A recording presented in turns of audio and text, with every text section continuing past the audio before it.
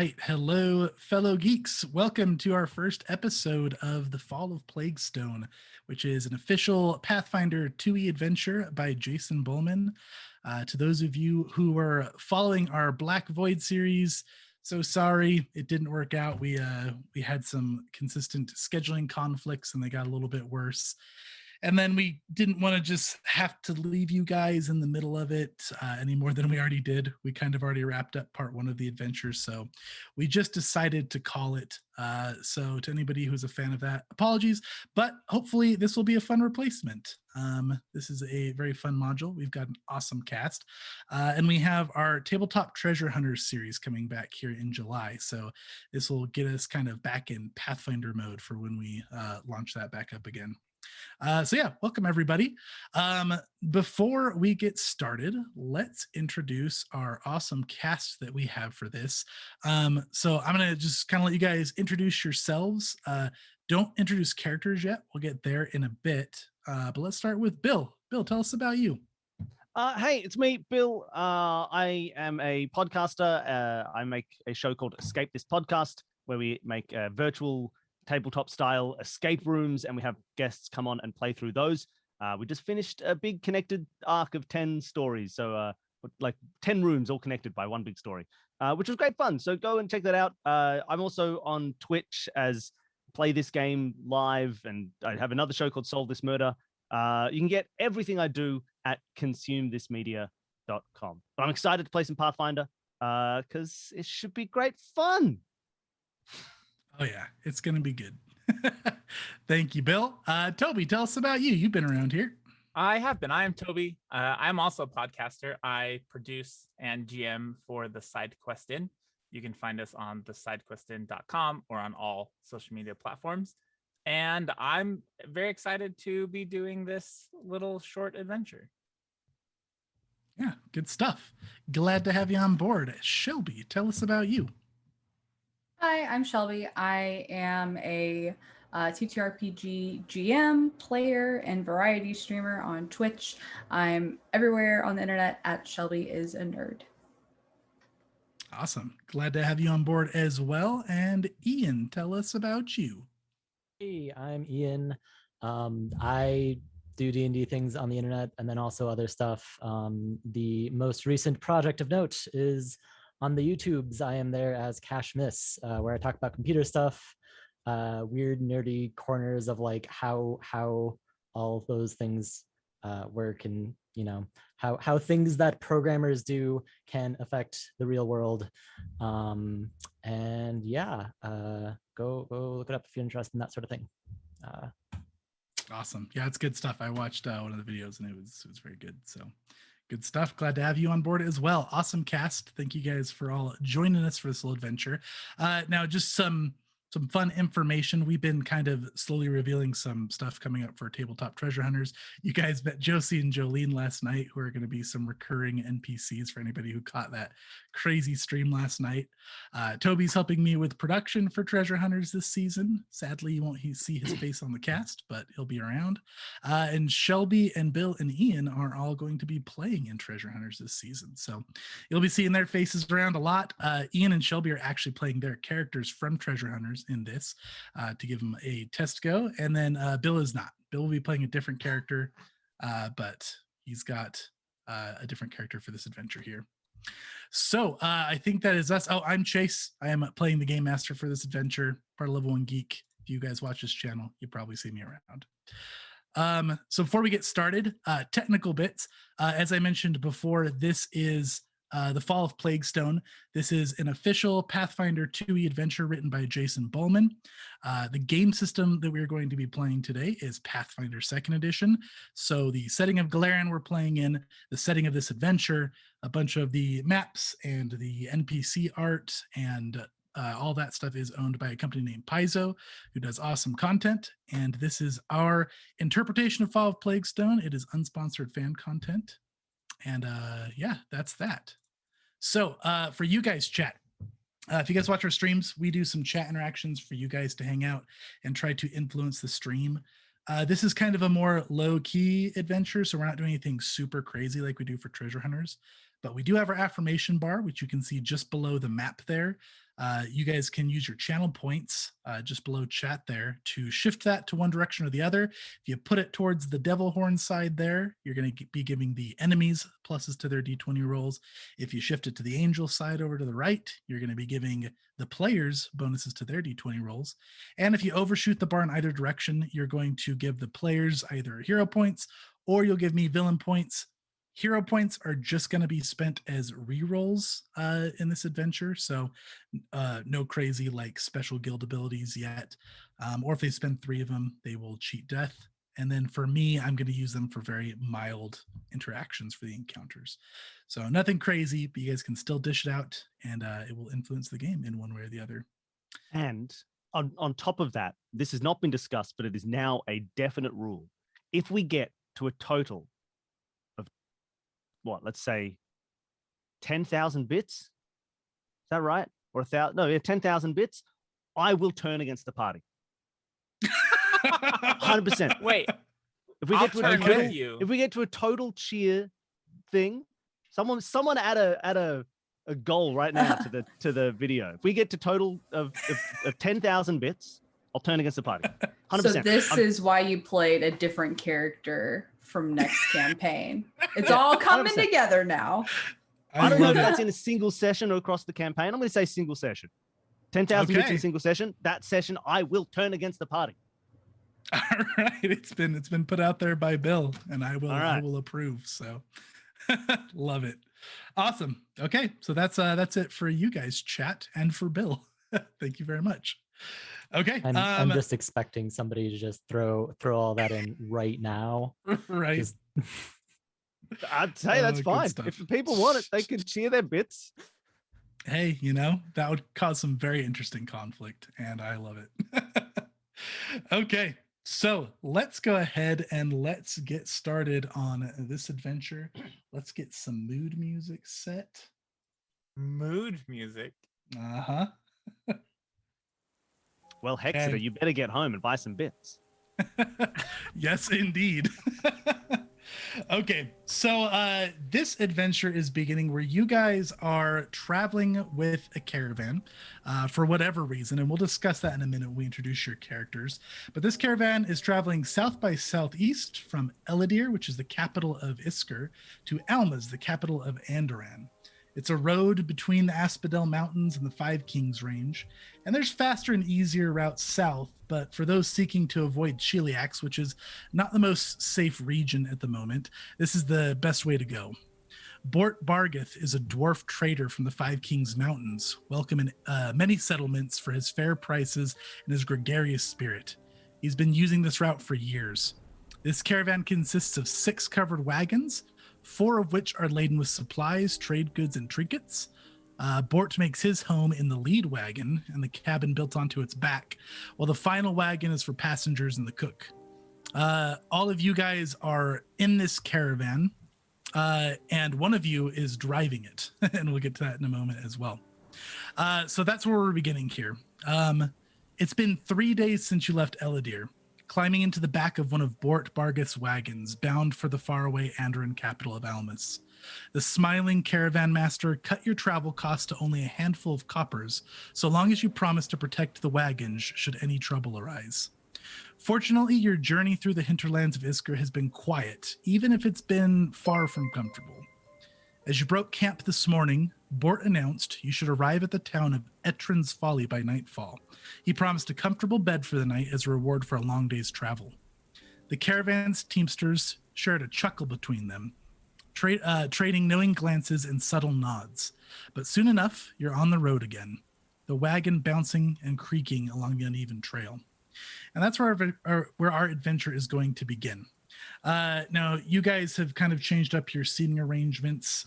You guys are all in one covered wagon together back here, driven by, is it Gunnar? Gunnar? How do you pronounce Gunnar. your name, Bill? Gunnar. Good. So let's start with you, Gunnar. You are in some pretty beautiful hinterlands. It's a bit murky, but it's very green and pretty in its own way.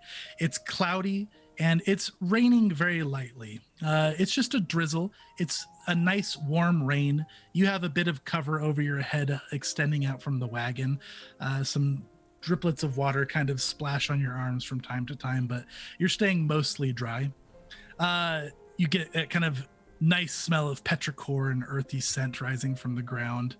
Let's go ahead and describe your character and tell us a little bit about Gunnar. So Gunnar is he's a teamster. He's driving the wagon. He is also a Wainwright, which means he is in his family business as a Wainwright. Gunnar is a big guy, let's say. Gunnar is probably, let's say, 6'8", maybe. Massive guy, huge, broad shoulders, muscular body. But he's lovely. He's a wonderful little guy. He's bald, and he just enjoys his time traveling around, dealing with the animals. He has he's got a pig with him, which you can see on our map. A little pig whose name I forgot. What did I call my pig? Something Pumpkin. stupid, I'm sure. Pumpkin the pig. Half the time, Pumpkin is a very large. I mean, for Gunnar, it's just a little pig, but for everyone else, it's a boar. Like, it's a full-on large boar. But it does spend most of its time sitting across Gunnar's shoulders as he drives the wagon. So Pumpkin's up here in the front, kind of cuddled over your shoulders. Yeah, exactly. And as you entered the wagon a few days ago, Gunnar gave his normal introduction. He said, "Hello, my name's Gunnar. Yes, I'm Gunnar. My father was Gunnar. His father was Gunnar. His father was Eric, so you can't have everything, but that's all right. And I'm a Wainwright. I'm driving the caravan now, but I'm a Wainwright. I help fix the carts. My father, he was a Wainwright. His father was also a Wainwright, and Eric was a Wainwright too. Eventually, once he retired, he started the business. I try and help out where I can. I hope you're all having a good trip. Is it comfortable back there? Yeah, I hope it is. And that's me. That's Gunnar. Hello. Awesome. I love it. So the rest of you are currently riding in the back of this wagon, which is currently covered. There is the three of you, along with some hired help for one of you as well, who's sitting on a large chest full of their goods. You hear the pitter patter of rain splashing on the cover of the wagon, but the temperature is perfect. You've got a friendly teamster chatting you up from the front. Let's start with you, Cindy. Tell us about Cindy and your hired help and your familiar. Oh goodness. I'm playing Cindy. She is I hope I say this right, Kitsune. I think I rocked it. Yeah. She is all about the academics. She was attending the Kitharodian Academy in Opara, and she actually is on this wagon, this journey as part of her thesis or end of school study. She's also a fortune teller. She loves to read palms, and every time she reads a fortune, she casts a sigil or a mark on the palm that outlines all of the different lines and talks through it that way.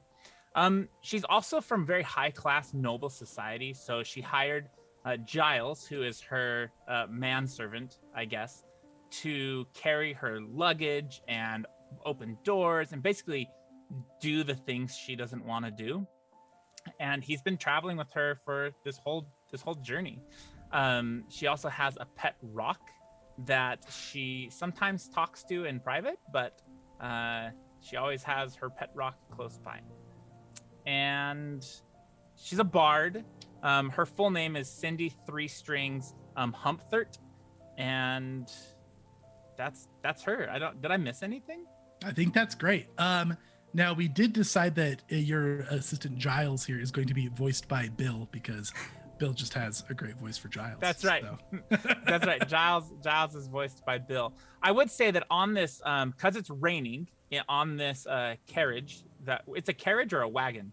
It's like a covered wagon. Okay, unfortunate. But in this covered wagon, Cindy is pulling out of the chest a buoyancy vest, which is basically just a vest stuffed with cork so that you can float in case they run into a flood or something of the sorts. It's super bulky, but she's putting it on right now.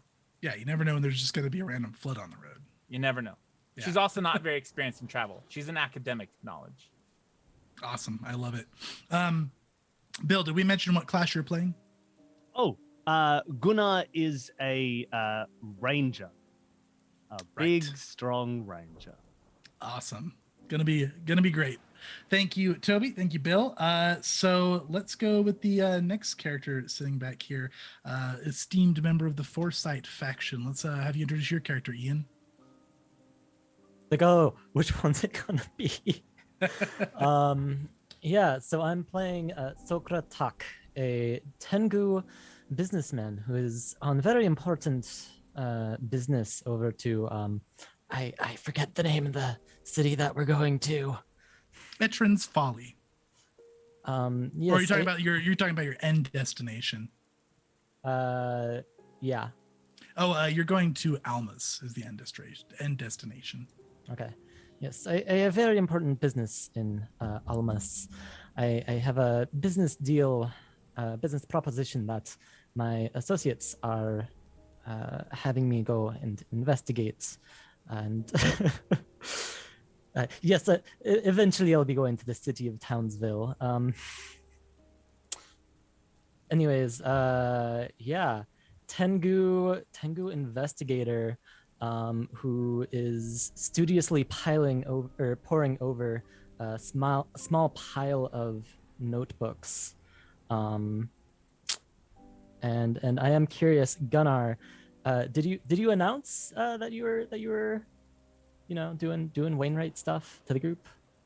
Yes. I mean, it's hard to not announce as part of my name. My name is Gunnar Wainwright. People usually ask, but yes, no, I'm a Wainwright. Did you need any Waynes righted?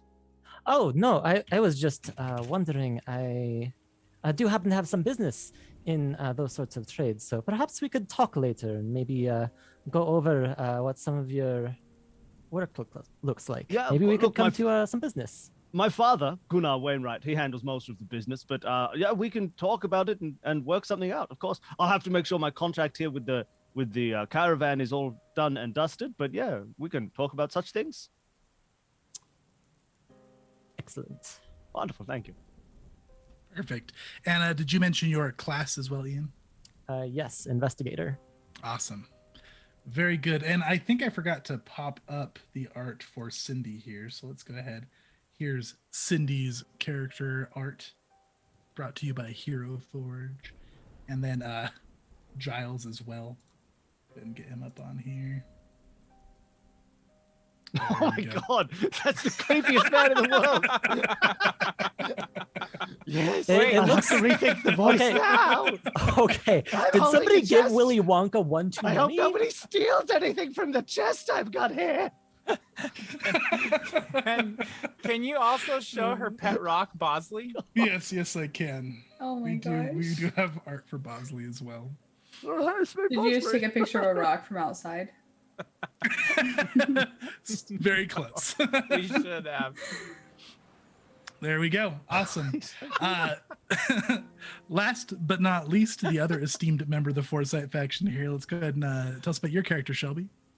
So you said the wagon's covered. Is it like, can you see out at all, or is it? So yeah, so this is covered on the sides and on the top. You probably have a pretty good view out the back here, and you guys can see a bit out the front, though it's a bit raised up for the teamster driving the horses. You don't have any good visibility out the sides. Okay. Yeah, so at the back is a elven woman who is just sort of looking up at the sky as she's like facing like the back, like just sort of like looks like she's daydreaming. I'm playing Evelyn Vesper, who is an oracle, and she also has a fortune teller background. However, she is more with tarot cards, is more of her style of fortune telling. And she's found herself on this journey not for any particular reason other than just going where the wind sort of tells her to go, and just sort of following fate where it may lead her.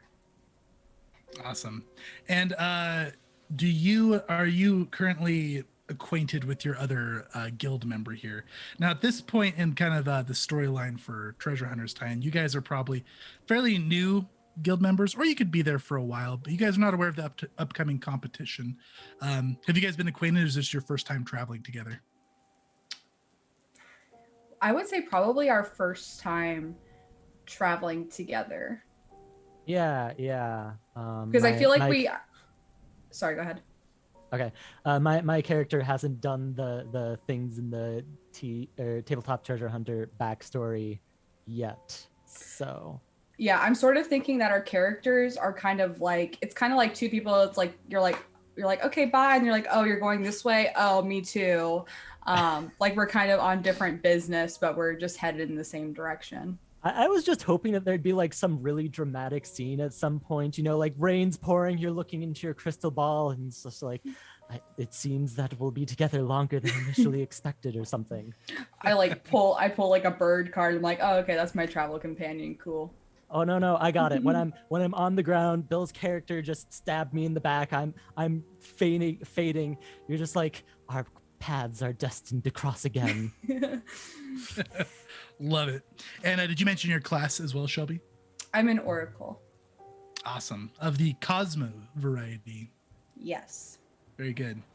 Yeah, that is our party. So wonderful. Thank you, everyone. Now let's go and talk about relationships a little bit. We already talked about Sakura and Evelyn. Cindy, do you believe that your character is acquainted with anybody here yet, aside from Giles? Oh, probably not. Maybe the Wainwright, if they've been traveling this for a while, but other than that, no. Yeah, so you guys will all be at least mildly acquainted by now, because you guys have been traveling for a few days, and we'll talk about the rest of the crew in a moment as well. And Gunnar, do you think that you were acquainted with anybody before this little expedition?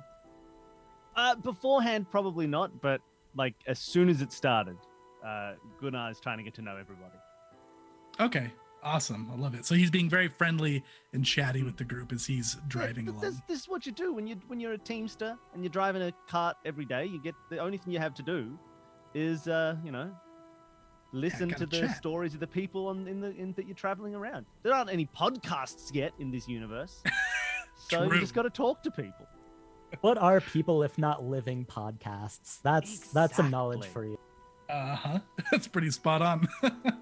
Awesome. So yeah, for the rest of your crew here that you guys have been traveling with, like I said, it's been a few days, so you'd at least be mildly acquainted with everybody. You guys have been traveling with the leader of this caravan here, Bort Bargith, who is a very charismatic storytelling dwarf merchant. He's very friendly to everybody, very outspoken. If you ever get some time around him, he's always telling these wild, crazy stories. You also have the other teamsters aside from you, Gunnar, Ulf and Ulf. That's Ulf with an L and Ulf with a U. They are a couple of twin humans that are always they're a bit on like the dunce side. They're not very smart, but they're very friendly, very outgoing. They like to gamble at night for fun. They're getting into, brotherly fights and wrestling matches. Big, strong men, kind of like Gunnar. Probably not quite as strong as Gunnar, but I mean, that's understandable. You've got Bort's right-hand woman, Tamley Grent, who is a half-orc woman. She is kind of the one who almost seems like she runs the operation. Bort is the leader of the caravan, but Tamley is the one who is always barking out orders, keeping things in order, keeping things organized. You've got the cook, who is quite a good cook. He's cooked you some very good meals.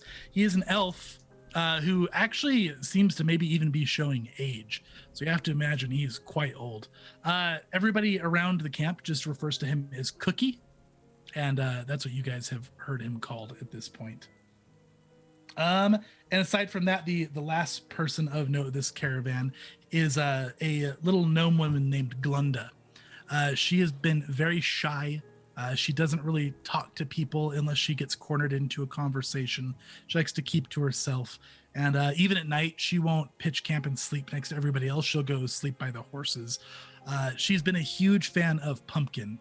I don't know if Pumpkin's a super friendly boar, but she absolutely loves Pumpkin and has tried to be very Pumpkin. friendly boar. So with that being noted, do you guys think you would have any defined relationships with anybody from this caravan yet? Let's start with you, Gunnar. You're on the crew. You're a teamster. Does anybody there seem like they would have a personality mesh with you or a clash of any sort? Oh, look, I think I definitely would get along well with most people. Bort, I think, probably knows my father better than me, and hired me on. I don't think I get on super well with Tamley. I think I bother her. She has things to, say, oh, this needs to get done. And Gunnar is off and off doing something else, not really being that efficient getting work done. I've also been hired on as a Wainwright to help keep the carts in order, but I think my lack of proficiency in that field has made it a little bit more difficult for Tamley to get along with me. Okay. And of course, the other big burly teamsters, yeah, we just like wrestle. I love it. Do you gamble with them at night? Gunnar doesn't gamble. Okay. He They've doesn't have invited you much every money, night. but he doesn't. But we'll wrestle. He arm wrestles, Very good. and at that point they're quite glad he doesn't gamble, because they don't often win. Nice. I love it. For you, let's give you the first dice roll here of this little scenario. Go ahead, roll me a nature for animal handling, or if you have an actual profession or lore related to teamstering, go ahead and roll that. Let's say your performance has been so far on this travel. Yeah, I'll roll nature. Roll. Haha. Ooh, what's that? 13. 13. Yeah. So you've been doing pretty good. You haven't been doing anything like crazy, like, showing everybody up in an extreme way, but you've been definitely competent, and nobody seems to have a problem with your work. You're fitting in just fine. Cindy, any notable relationships that you would like to talk about that stand out? Yeah, probably a relationship with everybody, I would think. She's very much into learning and jotting down notes. So like Cookie learning about the recipes or things like that. Probably even Gunnar about wainwriting and just knowledge. Maybe they're annoyed by Cindy. I don't know. Cindy also gambled with, did you say Ulf and Ulf? Ulf and Ulf, yep. Ulf and Ulf probably gambled, lost because she just didn't know, like, she's not accustomed to it, but she enjoyed the experience. So I would say no, like, super strong connection, but a touch of everybody. Awesome. And you've been in your kitsune form, not your human form, for most of the ride. Is that right? Yeah, absolutely. I would also say that the Glenda, Cindy would have tried to like get in, like open Glenda up. Like, okay. She would have put some effort into Glenda. Yeah, she's actually seems a lot more dispositioned towards being friendly with you. And she'll do small talk and everything with you. She's still very closed up, but she'll do friendly small chats with you occasionally.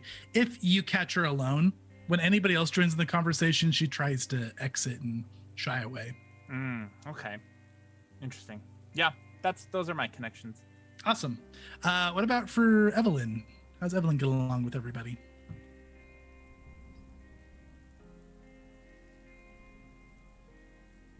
Oh, I think you're muted. No, that's how she's getting along with everybody. Evelyn's, yeah, she's just talking to herself. Evelyn's a little. I hit my Discord hotkey to unmute because this is not Discord. She's like a little bit of like the weird girl, maybe. Like she just doesn't know how to interact right away. Except I think that she would have made a relationship with Cookie because Evelyn is an elf and she looks very fragile, like more so than probably like a normal elven woman, which might be tied to something, I don't know. So I feel like Cookie is very much like making sure she like eats and is like, here, have another bowl. And so like she's probably like after dinner and stuff like done, like pulled some tarot cards for them, and like talked with them more, and that's probably like the main person that she's opened up with. Other than that, she's typically like jotting in her notebook or trying to divine things. Very good. How do you think Evelyn is in terms of like intellectual conversations? So Evelyn she is slightly above, excuse me. She is like slightly above average intelligence, but she gets sort of like easily distracted and trails off a bit. And every so often she just sort of like says something that's just kind of out of left field. And it's just like, what? But she seems to be a bit more wise than intelligent, I would say. Gotcha. Yeah, so Cookie would be a big fan of, he'd enjoy chatting with you. He would be, he tries to engage in like intellectual conversations any chance he gets. He'll talk about food or science or magic. He's very interested in your abilities as an oracle. Anytime you do that thing where you kind of float off and go left field, he gets a little bit condescending. Okay. But other than that, he has been pretty friendly with you. Okay. He's got a very know-it-all vibe to him. I would say she definitely like just doesn't even notice that. She just comes back, she's like, oh yeah, what were you saying? To that, you get kind of a blank stare as he moves on to another concept. What about Sakura? How's Sakura getting along with everyone? Sakura is going to... So first thing he is going to do is he's going to talk to Bort. And Sakura operates on a very specific level that Bort probably won't, jive with. So he's going to start asking Bort questions about, like, how often does the caravan get attacked? And like, what's the liability policy on his cargo? And like, how much would you value a passenger, like making it safely to your destination? Like how much value would you put on that?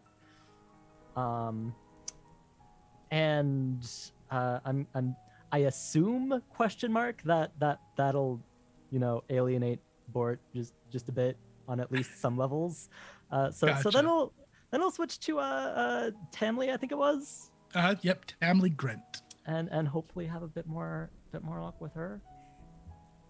Very good. Yeah. And Bort is very friendly, despite he's always, very chatty with you're around. Tamley has actually seemed pretty drawn to you in conversation. She seems to almost lighten up a little bit in conversations with you. She's a little less strict. She'll come complain to you about like some incompetencies in the crew sometimes. Oh, and I've got some art for some of these people. Let's show what we got. We've got art for Bort. This is from the actual adventure path. This is Bort. He's got his nicely kept red beard here. And then we've got some art for Glenda, or not Glenda, sorry, Tamley as well. Go ahead and show that off. Those pop up for you guys okay? Yep. Very good. So those are two leaders of the caravan, straight from the adventure path. Awesome. So we've got some relationships established. We've got the characters Before you move on, I also heard about gambling. Oh, yes. Would you be involved in the gambling here? Yes. Sakura will make a point to hover around on the outside doing that kind of awkward thing where you like want to join, but aren't really socially capable enough to actually join until he hears of a game that he thinks that he can get the odds on. Awesome. Yeah, I love that. And if you jump in on that, Ulf and Ulf would have been highly excited. And in fact, go ahead, wager me some of your coin, and then roll me either a deception or an applicable lore to gambling. And let's see if you went up or down any coin from your gambling. Okay. And you can use this as your investigator case if you would like. Yes. I have to imagine if you were like lurking on the gambling for a little bit, you'd probably like make it your case. Yeah. I was originally like making a mental note, like, yeah, I should probably investigate like, Tamley or Gunnar, probably more Gunnar considering. But Right. yeah, no, let's do it on gambling. I mean, you would have time to have swapped it back after you're done with your gambling, but we can say you did that for gambling purposes. Cool down conversation with Gunnar about the maintenance requirements and costs for Wainwright tools. Sure. So here's my deception roll. Okay, that is a 13. Is that including your plus for your case? I read the rules for how this worked like a week ago. No worries. Yeah, investigators have a lot. I believe it's just a +1 at this point for you. So it'd be a Okay. 14. Did you add yeah. affirmation? Are we affirmated? Oh, we are affirmated by +2. So that's a 16, which is 16. How much did you wager? Oh yeah, let's call it a silver. Okay, a silver piece. Yeah, you go up by 4 silver piece throughout the night. Sweet. Free money. Also, Oh, Chad, I'm you guys so are crushing it. This affirmation bar is like just whiplashing back and forth. It's great. I mean, you know how it goes. Beginner's luck. Can't always manage it. Yeah, they don't even seem mad about it. They're very good sports, except when it comes to them losing to each other. With you, they're really friendly. They're excited. They give you like a nice pat on the back that's a bit too rough. But they often get into fights with each other when you see one of them beat the other out. Awesome. So yeah, that's been kind of your camp life and your travel life. It's been a bumpy road. It's not the most even road. So you guys probably have that thing where your whole body kind of feels a little bit numb from the wagon bumping and vibrating over this uneven trail so much. You've been you've gotten wet from the rain occasionally. Like I said, the rain is more warm. It's a nice temperate climate here, so it hasn't been too uncomfortable in terms of temperature, but the travel conditions overall are just not ideal. So you guys are probably a bit worn down and tired from this traveling year. Yeah, we're going to go ahead and we're going to jump to the adventure here as you guys are traveling down this trail. All of you sitting in the wagon, Gunnar doing some friendly chat you said along the way. Is that right? Always. Very good. Currently the time, it's hard to tell because it's overcast and cloudy, but you guys imagine just from the amount of time you've been traveling, it's probably nearing evening, maybe 5-6 p.m. And you guys hear Bort shout from up ahead. He's currently sitting back here with the rest of his crew. They've rearranged the wagons a bit. He typically likes to lead, but he's been rotating out the supplies, getting ready to set up in Etrin's Folly. So he changed the marching order a bit for today. So you guys are in the back here, the very back wagon. Bort's wagon is just up ahead. There's 4 others up ahead of him. And you guys hear him shout, "Up ahead is Plaguestone." He shouts it from the front of the wagon. No sooner does the call fade from his lips than it's overshadowed by a series of these long, mournful howls emanating from the woods to either side of the caravan. Gunnar, you're up front. You have a good view of this. Go ahead and you can roll me a perception to see what's going on with these howls. Sure. I think I'm trying to remember my character build. I feel like I have a weird skill that would work perfectly here. Oh yeah? What you got? I believe I have the capacity to like just know what all the animals are in an area. Survey wildlife is one of my bonus feats. For sure. So I'm going to try and that's my thing, because if I hear howls and other things, I want to have some idea of what is going on in the area around. For sure. Although, oh no, that's a 10-minute action, so maybe that's a bit irrelevant here. So I suppose at start, I'll just take a perception check. Yeah, I'll let you roll perception with the nature. I mean, you've been traveling with nothing to really do but chat and look around the wilderness, so I'll say you've had time to kind of gather that. Okay, well in that case, I'm doing a survival check. Sure. So I'm going to make that now. So I will do my survival. Do we get any bonuses at the moment? Yeah, you guys are affirmated +1. All right. And I'm sitting on a whopping 7 villain points, but you guys have a good handful of hero points to your names as well. So, hiya. Ooh, what's that? That's not very good. An 11. An 11. Okay. Yeah. So you're kind of checking around. Go ahead and roll me a perception as well. Sure. You figure from the howls, it's clearly wolf howls. You don't imagine it's coyotes or anything else. You're not getting like monstrous werewolf vibes or anything. It just sounds like wolves. It does sound like a good number of them, though. My perception was 15. And with a 15, you don't see much, but you do see movements in the trees kind of around you here. You see rustling, you see shadows of something kind of running through the shadows under the tree cover, but you can't pinpoint anything exactly. But these howls are very clear. It starts with one long howl, and another one follows, and another, and it kind of picks up to this chorus of howls kind of all around you guys. What are you all doing here? So as this is happening, Evelyn is probably sort of talking with Cindy, and as she's hearing these howls, sort of just like snaps to and pulls one of her cards, and she looks at it for a moment, and then like looks to you, Cindy, says, "Oh, well, that's not very good. Oh, It dear, appears what do you that, think it is? Well, it appears that fortune has mayhem in store for us. Destruction, perhaps a bit of collapse." And shortly after you say that, you hear cries of panic as you hear this just kind of symphony of, they're coming from the woods. And you hear snarling and growling.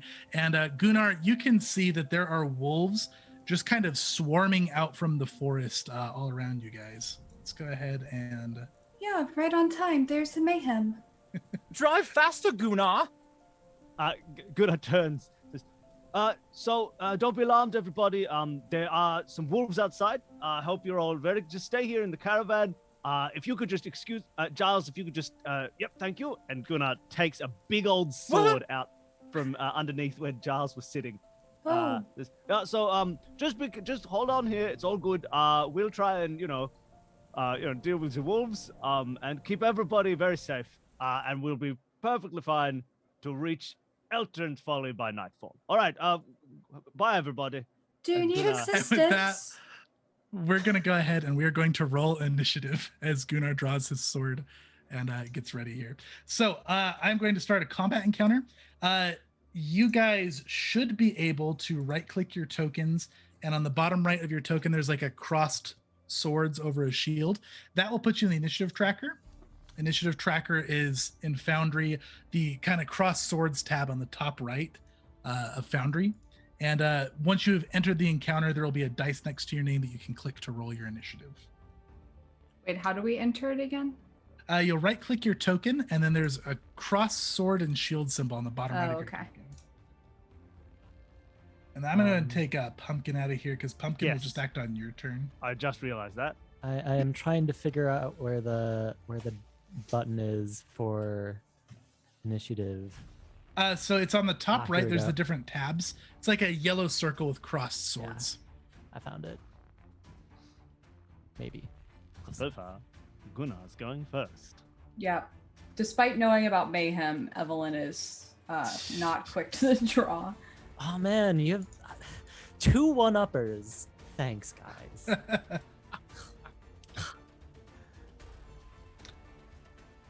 All right. So now this is kind of the scene around you as we're rolling initiative here. Gunnar is kind of talking you guys down. He's getting with his sword. The rest of the crew up ahead, they have like jumped off the wagons. They have grabbed sticks, swords, shields, crossbows, anything that they have to defend themselves. And they're kind of starting to try to beat back these wolves. There is a whole bunch all around up front. And you guys see 4 of them kind of surrounding and approaching your wagon. You guys in the back can probably only just get a good glimpse of these 2 from where you're at. Gunnar, you can kind of see all 4 as you stand up and survey around. You're going to hear Bort. Gunnar, make sure you keep those 4 at bay. Protect the horses. Yeah, of course. I'm used to it. Let's go. And I am actually spending 5 of my villain points here. There should only be 3 here approaching your wagon, but we're gonna have 4 approaching your wagon instead. Bort, look like someone's using villain points. There are more wolves than usual. I might need help back here. All right. So with initiative order, we have got Gunnar, Cindy, Sakra, Evelyn, and then the wolves. So Gunnar, you are up first. Yeah. All right. So Oh, whoa. Sorry. What's just happened? My turn. I believe it's Wow. telling you it's your turn. That's so intense. Is that the The map sound? disappeared. I got. That's why I had you turn your interface volume down. It's Holy your shit, I just turn. can't see. I can't see anything anymore. I've just got a giant thing that says your turn. That's so ominous. Let It me go is. back to the map, please. If you Why click can I- on the map, it should. Oh yeah, go if you click away. on the map, it should go away for you. It just hasn't gone away. What's happened? If you reload, maybe it should go away. I'm just gonna refresh the page, shall I? Yeah, I tried to turn this add-on off, but Foundry's been a little buggy with this one lately. I know that I'm next up. I'm ready. It's still on my screen too. Did it unfreeze for you, Bill? You good? Wait, here it comes. I'm loading a mangy pack. I'm back. Here we go. It's my turn. Thank you. Yes, thank you. That's better. All right. So on my turn, mechanically, so Gunnar is going to turn to everybody. It's disappeared again. Come back. What are you doing? Yeah, my Foundry just like reset. Uh-oh. Mine did too. Okay, Oh, good. good. So it's not I it's not back just up me. for all of button you. and that happened. Why can I do that? Why does Mild me pressing a button break it VTT for technical everyone? issues. Okay, is it back up for everybody? It's back up. Very Gunnar good. turns to the camera and says, I don't know what crazy things are happening in the world here. Well, I know we're all experiencing momentary lapses of consciousness, but everything's fine now. So you guys stay here. Don't get out of the caravan. I'll be back and we'll have some wolf for dinner. And Gunnar is going to head off this way. I'm going to use my first action to stride.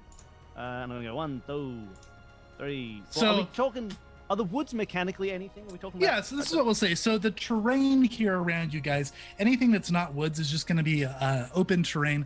The woods are going to give concealment to anything within them, and if you're moving through them, it's going to be difficult terrain. Cool. I think I'm still perfectly fine then to get to here Yeah. with 25 movement. As you speed, so hop that's all off, sweet.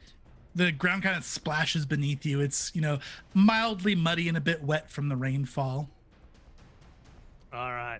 Well, Gunnar is in his. Oh my gosh, map. It's gone again. That's all right.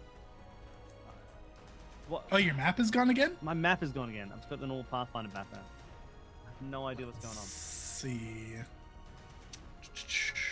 Let me see if I can reboot it for you. Oh, there's a sad face in the corner. Sorry, everybody. No, you guys I are just good. want to swing at this Let's wolf. actually, production, let's go to just a quick break. We will I'm sort out the coming back VTT issues and we will give you guys a combat. So we'll be right back, everybody. Montage. Oh, good thing all Alright. those wolves are dead now. Yeah, we killed them all off stream, right? No, thanks for hanging in there, guys. We had a VTT tech issue, seems to be fixed, so fingers crossed. And it is Gunnar's turn. He has currently used one of his 3 actions to stride, and it's back to you, Bill. Gunnar then pulls that sword. I mean, he doesn't pull it. He already has it ready. This sword is a big old sword, right? It's we're talking some ridiculous anime style. It's the size of Gunnar. But it belonged to Eric before he became a Wainwright, and now Gunnar's inherited this sword. Finally, he gets to put it to some use. So I'm going to swing and try and cut this wolf apart. I haven't used my hunter stuff because I'm a fool, but I'm not going to do that this turn. I don't have enough actions, so I'm just Yeah, going to that's swing my totally sword. fair. Yeah, so you go charging across this, this kind of squishy earth, and when you get close to this wolf, you get a good glimpse at it, and this wolf does not look healthy. This is a snarling, drooling wolf with patchy fur. You can see like skin under places where it looks like the fur is just sloughed right off. Oh. And yeah, it looks very vicious when you approach it. Go ahead and make your attack. Yep. Gunnar sees the wolf and says, "Oh, I'm so sorry. I'm so sorry, girl. But there we go." And swings his sword with a +8 to hit, but he rolled a 3 like an idiot. So that's still an 11. Yeah, so with your 11, you go run up, you swing down at this thing, and it snarls, and though it looks sickly, it's still quick and agile, and it jumps back out of your swing. Are we affirmated? You guys are affirmated, so that's actually Yeah, 13. I had the +1. What's yeah. our affirmation right now? You're +2. Oh, well then it's actually 12. Okay, still a miss. I already added +1. Cool. All right. And my third action is going to be, I'm going to call out to Pumpkin and try and give Pumpkin 2 actions. Awesome. Yeah, Pumpkin responds, and you can go ahead and you have full control over Pumpkin here. Pumpkin, protect everybody. Go hit those other wolves. Careful, they're kind of strange. And Pumpkin is going to take their turn. Get 2 actions for Pumpkin, right? Yep, Oh, look Pumpkin at that gets 2. speed, baby. Pumpkin is 35 fast. Pumpkin is going to go through you all. Excuse you. And I think I can get all the way to there. Oh yeah, for sure. Diagonal movement, is that still one square So movement? every other is 10 feet. So the first one's 5, second's 10. Great. But you're still good. That's 5, 10, 15, 20, 20. You got 30 feet. You still have 5 feet left there. Actually, that's Brilliant. exactly 35 because you're going into rough terrain. Wonderful. That's what I figured. And I'm going to attack this dude with my pig. So Pumpkin is going to make an attack. Yeah, go for it. That's my tusk attack. Mm-hmm. The Pumpkin get the +2? Yeah, for sure. All right.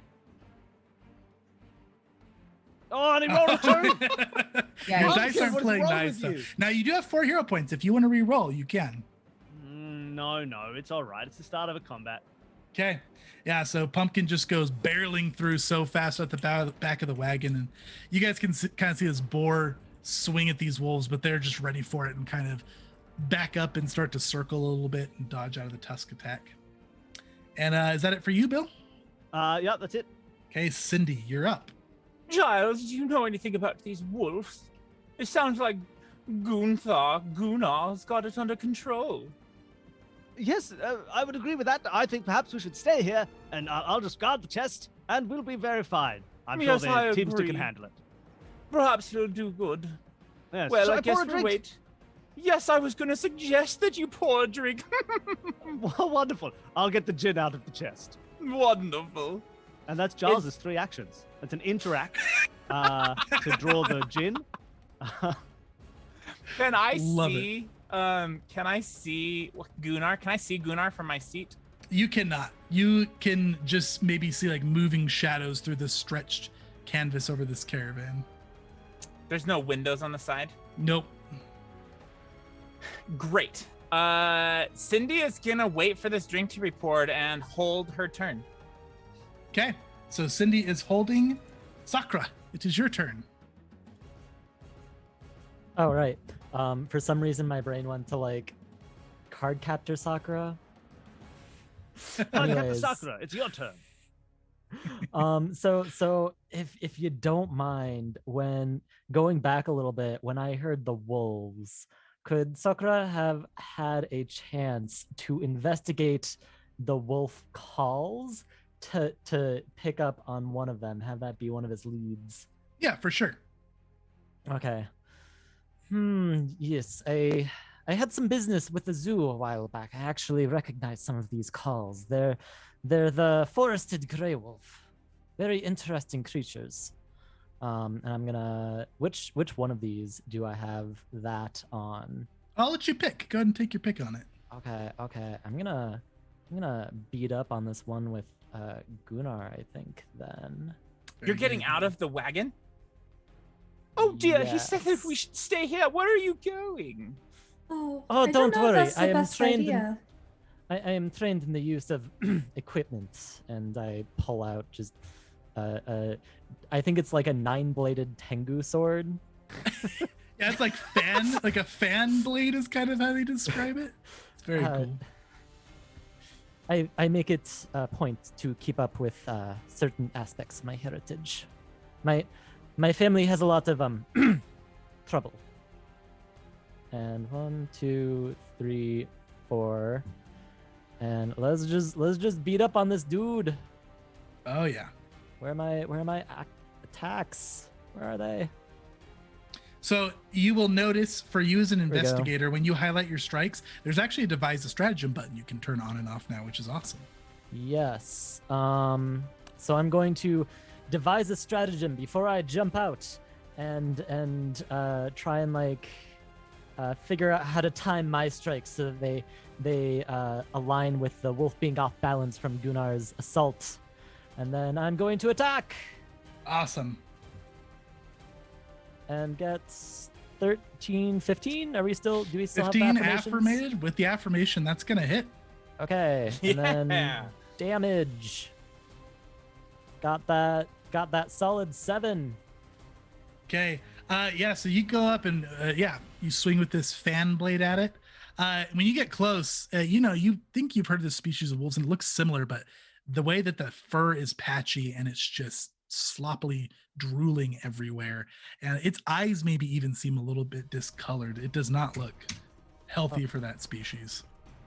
By the way, I know wolves are normally delicious, but do not eat these ones. They seem diseased.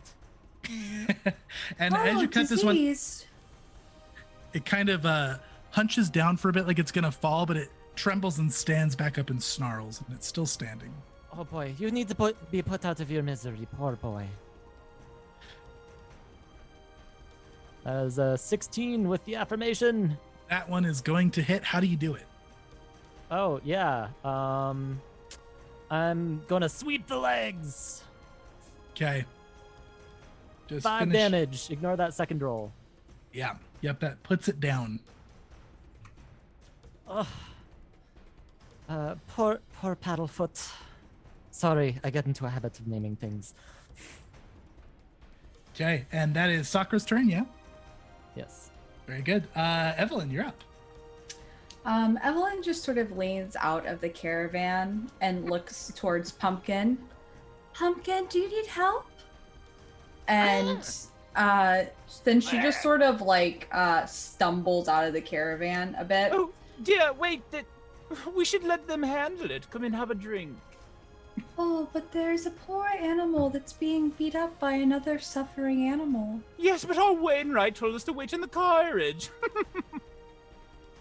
Oh, that is a good point.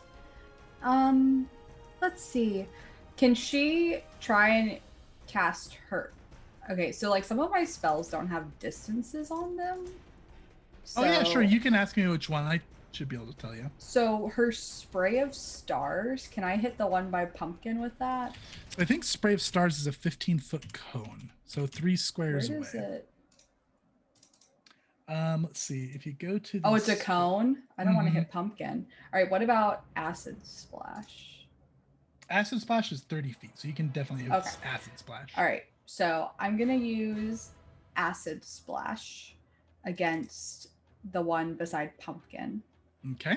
Um, Yeah, go ahead Although and make a I'm- spell attack roll. pretty sure because of my Elemental Wrath feat, I can change the type of damage on that to like one specific type of damage. Yep, you can choose the element. I'm pretty sure I chose lightning, so I'm just gonna go Cool. with that.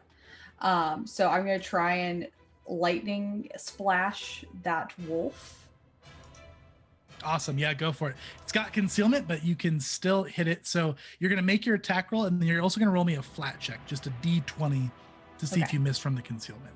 I should just be able to hit the spells, right? Uh-huh. And okay. Yeah, It's and not it pops up in going- the chat there, and you can click attack. Oh, okay. Then I've definitely hit it like 3 times. So whoops. No, Okay. that's totally fine. First session, we're figuring it out. Okay, so that's a 22. Okay, go ahead and see if the flat check still hits with the d20. Just a random there's just a- D20. Yep, there's a roll table on the bottom left. Yeah, you got it. That hits right on the money. So yeah, that hits it. Go ahead and roll Okay. damage. All right. Oh, okay. 5 damage. Okay, so 5 lightning damage. So, yep. And I believe that should do. That spell should be doing more for you. What's your charisma modifier? It's a +4. Okay, so that should be 3 more than it said. So Oh, so 8 damage. Yep, 8 Okay. damage. So you zap this wolf here. For 8 damage, you said was the total? Yep, 8 lightning. Yeah. How do you do it?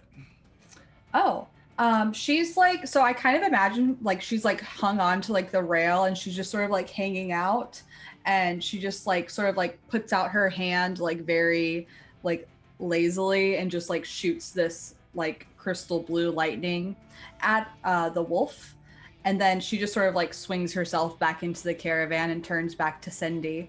It's like, oh, what are we drinking then? Very good. I'll use the rest of my turn to have a drink. Love it. Okay, so this wolf goes down. Pumpkin kind of itches at his snout from that lightning blast. Takes 1 splash damage. And that makes it the wolf's turn. Wait. You forgot about me, darling. Oh, right. You're holding your turn. Did you want to go now? Giles, is that drink ready? Oh, yes, ma'am. Here it is. Please. I hope you enjoy it. Do you know anything about wolves, Giles? No, common beasts. I've never seen a wolf in my life. But then perhaps we should wait here. Here, dear, I hope this helps you. And, she'll hand you a drink, Evelyn. But at the same time, she is going to cast guidance on you to give you a +1 on 1 attack roll, perception check, saving throw, or skill check as part of like the drink. Which is one action, I believe. Yes, 1 action. And then for the last 2 actions, she's gonna listen to the Wainwright and just sit back. Oh, Giles, you can have a drink yourself as well. Poor Thank one. you, ma'am. Giles takes a very demure sip. Very good. This is delicious. That's it. Like That's it for Cindy? That's it for Cindy. Okay, very good. So just an update. Our wonderful production got the bit skull on screen for us. So we're 10% if anybody missed at the beginning. Oh, yeah. If we get to 10,000 bits by the end of the stream, Bill's character will turn on the party. That is an offer he threw out there for us. So that's where we're at currently. Shelby, Toby, you two on board for the 300 9,999 bit goal? Yes. I think we're gonna hit the other one. Oh wait, yes. Look at those math. bits just coming in now. You guys are Wow. awesome, chat. Good stuff. Okay, so that is it for Cindy. It is the wolf's turn. Sitting on 2 villain points. Man, chat's been tug-of-warring that affirmation bar all over the place. This wolf snarls, and it is going to step up here, and it's going to start biting at Pumpkin. Oh no! Pumpkin! So, this is going to be a 14 versus Pumpkin's AC. Pumpkin has 100 AC. Oh, that checks out. I think 14 meets it if I remember correctly, yeah? AC 14, yeah. Okay. So Pumpkin takes 7 damage here. Pumpkin! And Pumpkin needs to make me a fortitude save. Oh no. Oh, All right, no. here you go. Can you resummon Pumpkin? It's not Pumpkin's a summon, an it's a actual pig. animal. It's just a Oh. friendly pig. Oh, but look at that Nice. fortitude. Crush That's a that fortitude in this fortitude pig. save. 26. Yeah, That's so such a success that the wolf dies. this wolf kind of bites at his leg, and Pumpkin starts snouting, I guess you could say, at his bitten leg as if it's agitating him a bit, but then stands Oh. ready. Poison pumpkin. That's it for that wolf. This one here is going to come charging out of the woods towards Sakra. Oh wait, I'm And, supposed to be in the caravan. All right, you hopped back up, huh? Yeah, I just didn't move her back in. Very good. Okay, Sakura, you are going to get bit at. That's going to be a 14 versus your AC. And I really wish I had spent any more time looking at the interface for this. No, you're good. There's my this AC. This is There it session is. 1. We're practicing the VTT. Okay, great. yeah, my AC is 15, so that doesn't hit. Awesome. Then I'm going to go ahead and attack you again here at a -5. And that's going to be a 10. So this thing comes running out. The first one gets awful close. It snips at you. You're barely able to get out of the way. And then the second attack is just kind of like a snarling wild chomp. It looks a bit crazed. Like this wolf also, like the rest, does not look healthy. And then at the end of their turn, you hear this bellowing howl from the other side of the caravan over here. Big, deep, louder howl than the rest. And It's huge. Oh my gosh. Gunnar, Oh, you probably no. just see this kind of from maybe between the caravan here. You see just a very large wolf leg approaching from the other side of the woods. You don't have a good glimpse at it yet. Oh my That's gosh. their turn. Gunnar, you're up. Oh, I wish this wolf had attacked me because I wanted to just attack it and spare some actions. So I think I want to take 3 actions on my turn. What happens to my animal companion if I don't give it an action this turn? So technically, as it's written in Pathfinder, it will just sit there aimlessly. And I don't like that. So my house rule is it will always spend at least 1 action doing the last thing you told it to do. So it will make 1 attack against this wolf if you take all 3 of your actions. Now, technically, the last thing I told it to do was attack that other wolf. So I'm perfectly happy. It'll just have Gunnar defend himself and not make any attacks. Well, I think if it's defending itself, I think it's probably fighting back. So I think all right, lovely. Yeah, it's attacking wolves. That's the last thing you told it to do. I'm happy to take whatever additional actions I'm allowed. No, you're good. So Gunnar's going to take 1 step up to this wolf. Oh, that's not Gunnar. That's a pig. Gunnar is going to take 1 step up to this wolf. Mm-hmm. And for my second action, I'm going to mark this wolf as my prey. So I'm using my my ranger skill to mark the wolf as prey. And I'm going to use the invisibility symbol for hunt prey because it doesn't have like a mechanical change in Foundry, and that's an easy way for you to tell which one's marked. So that cloak symbol means that you're marked. Easy. And now, with my third action, I'm going to attack that wolf. So Gunnar swings his sword. He's narrowed right in on this kind of mangy old wolf. And I'm going to attack, which gives me my first attack every round against a hunted creature has a 1d8 bonus damage. So let's hope I actually hit this. Great. So target is my hunted prey I have selected. So hopefully this will all work out on Foundry. I'm adding it. We're still at +2, right? Nope, 0 now. Chat took it away from you. All right. So I'm rolling with +7. Let's go. Actually, get it this time, you loser. Oh, that's going to hit. That's going to hit. 21. 21 hits for sure. Nice. Where is my damage version? So when you highlight your... Yep, I found it. Not quite.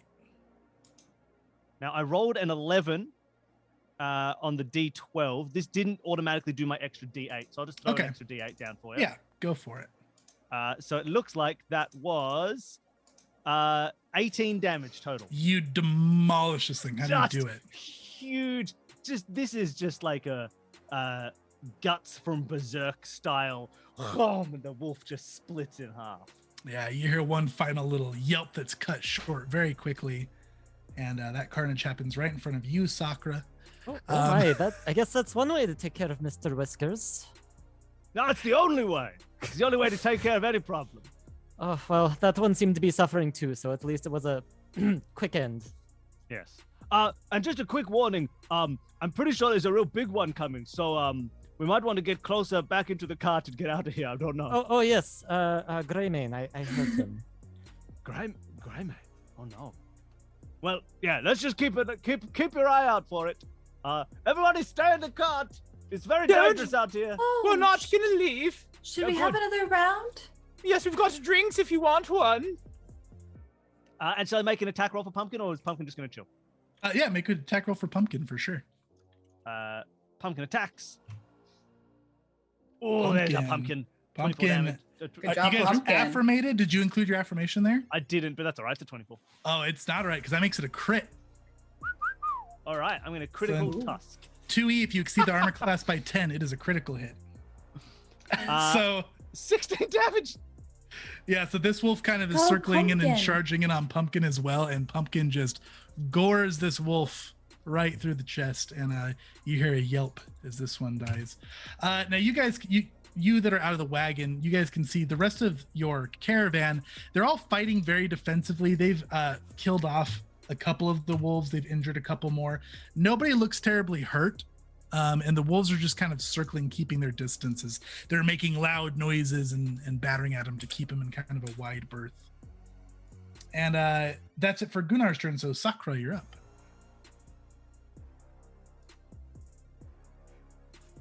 Oh dear. I think could you make one of those for me too? I think I'm gonna need one. I'm just like brushing large chunks of viscera off my body. Can we spare the gin, madam? I was gonna ask, how much did we bring? We can't just feed everybody. We have quite a lot. I'm assuming your entire. Yes. I'll pour it. I'll pour another one for you. You have to bring your own cup. Oh, Do you have a cup? Yes, I do. I can Coincidentally- see it in your bag here. I'll take it out. I'll pour you a gin. Just when you're back here, it'll be waiting for you. Literally bought a cup, put it in my inventory, thinking it would never come up. There I you was go. like, Here we are. whatever, it's a copper. I've got nothing but time to pour through this, What a this beautiful shop cup. inventory. Well, And I'm That's just gonna why- hop in that action. cart. But Yes. Gunnar, I do think it would be ill-advisable to keep on the offense. So let's just try and get back on the cart. Why are we I'm not leaving sure though so because there's soon? another cart in front of us, so it might not go so well. We'll just see how big this wolf is. Yeah, and as you're Oh, turning the boy. corner there, Sakura, you get a good glimpse at it. This is a very large wolf.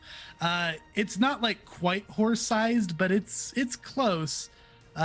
Still big patches of fur missing from it, and it's frothing at the mouth, and it almost seems like this yellowy, vomity green color foaming at the mouth as it's snarling and walking forward. Do not want at all. No, thank you. Thanks. I hate it. I'm going to hold my turn until that drink is ready. Okay. All right. You can play at that game. So you moved here. So you readying in action?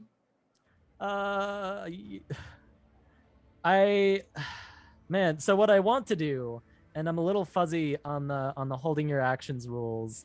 What I want to do is I want to grab this drink, hop out, and then charge at Grain Main, because apparently we're gonna take it down. I haven't Yeah, fully so- decided yet. I'm gonna take a nature check as a can I take it before my next turn. So for checks in combat in 2E, it's actually recall knowledge, which is an action.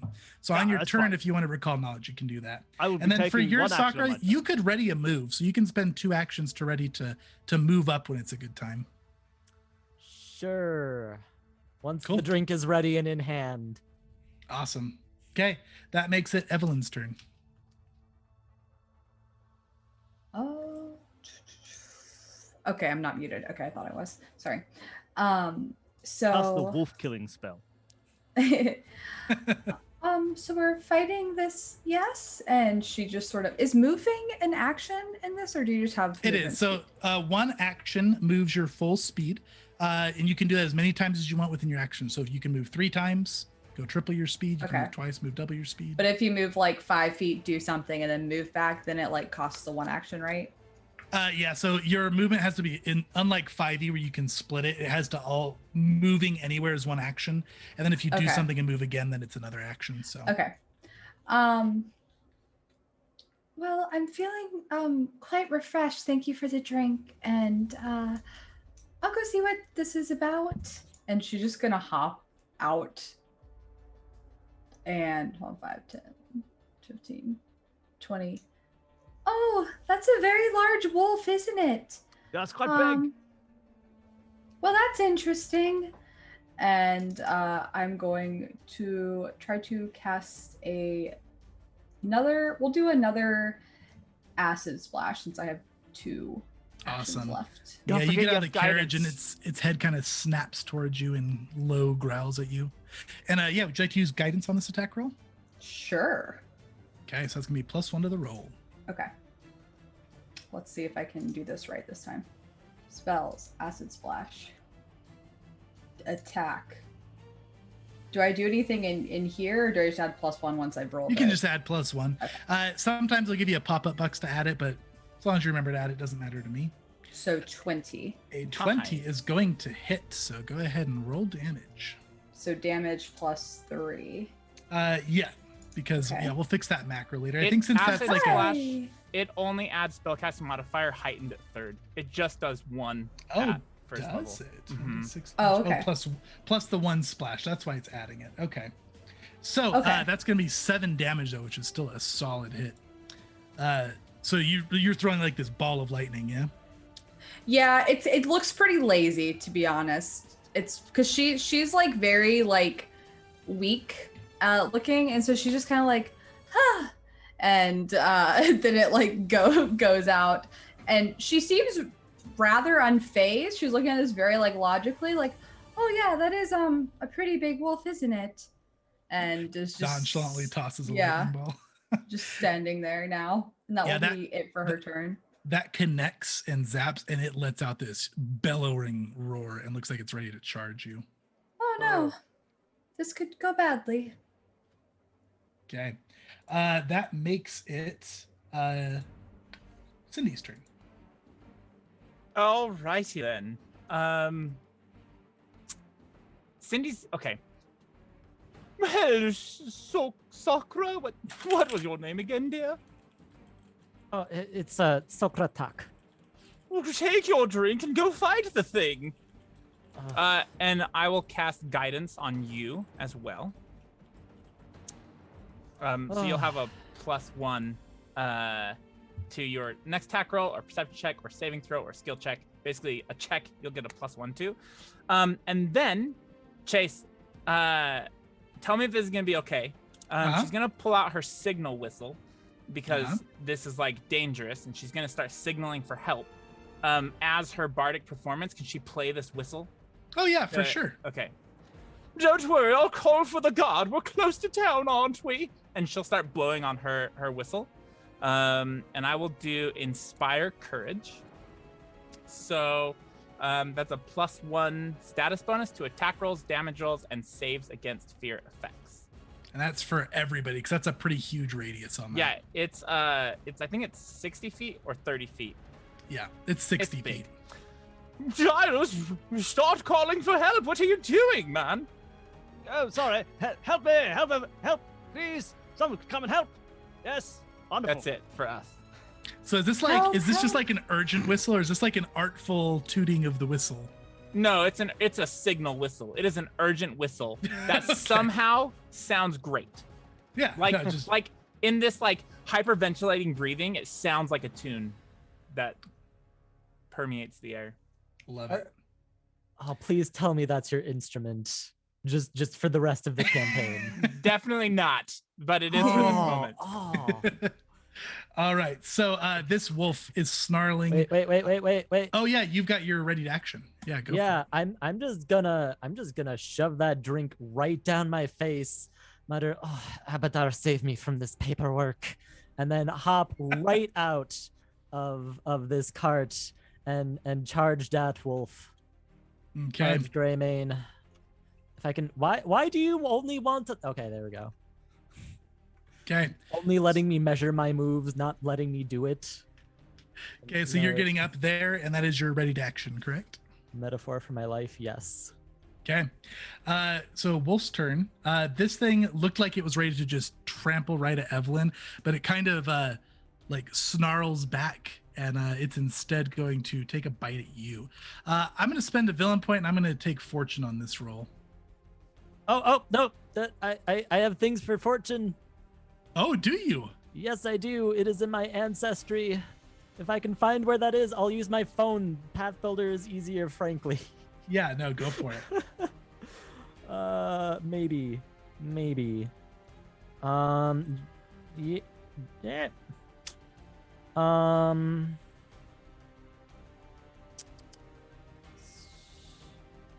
Maybe Your lineage do it has as been normal. exposed to I'll curse look after it up for curse, next and time. now Okay. they slide off your feathers like rain.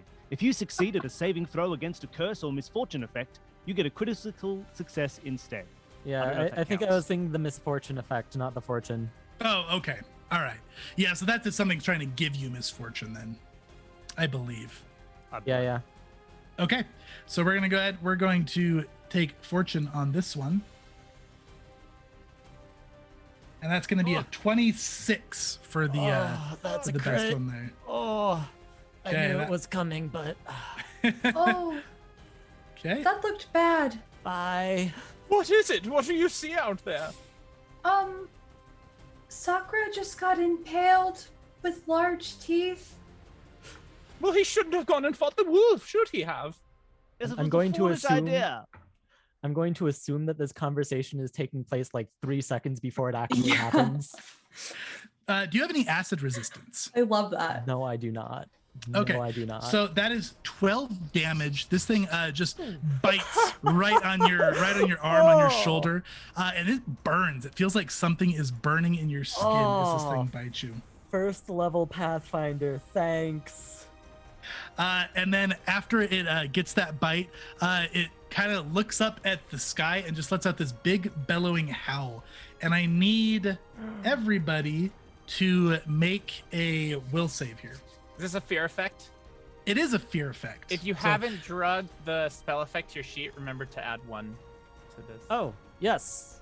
Yes, I forgot that. And do we have applied to affirmation me. for this roll as well? Does that work? You guys do. You're +2. So this is +3 total to this roll. Oh, this is going to Okay. be great. So Don't even- 21. You're good. Hey! Natural Cindy. 20. Natural Oh my 20. Whoa! Okay, so Evelyn is an 18, 21. Yes. Yeah, you guys are all good. Oh, I only got a 13. You only got a 13. Okay. 13. So you are going to be frightened 1. Ah! That howl kind of gives you chills down your spine. Feels like it nerves your confidence a little bit. The rest of you just hear this panic whistle, and it like almost makes the howl sound silly as they're kind of meshing together. And that's it Okay. for the wolf. It's Gunnar's turn. Wonderful. Is there a way for me to canonically add frightened 1 to anything? I'm going to actually add that for you here, and it will automatically calculate into your rolls. Wonderful. Frightened is kind of What a bad. die. It's just going to give you pretty much a -1 to everything, and then it'll Yeah, fall off at the end of the round. All right. So scared. For people playing at home, I believe that leaves Sokra on 3 health currently. Yes, Sokra is quite Okay. hurt. So I'm scared, but I'm powering through. Can I ask a question about the terrain at the moment? Absolutely. If I want to pass through this section of cart, can I just Yes. run over that, or is that going to be difficult terrain? You'd have to actually probably physically climb over it, or you could like tear through the wagon. If you wanted to like tear through this side covering on the wagon, I would let you do an athletics check. Oh, then that's 100% what I'm going to tear straight through the side, run past the gin, and cross the wagon. 100%. I'll take an athletics check for that. Yeah, so that'll add just 5 feet of movement as you have to kind of climb up there, unless you critically succeed the athletics. So roll it for me. I will make an athletics check.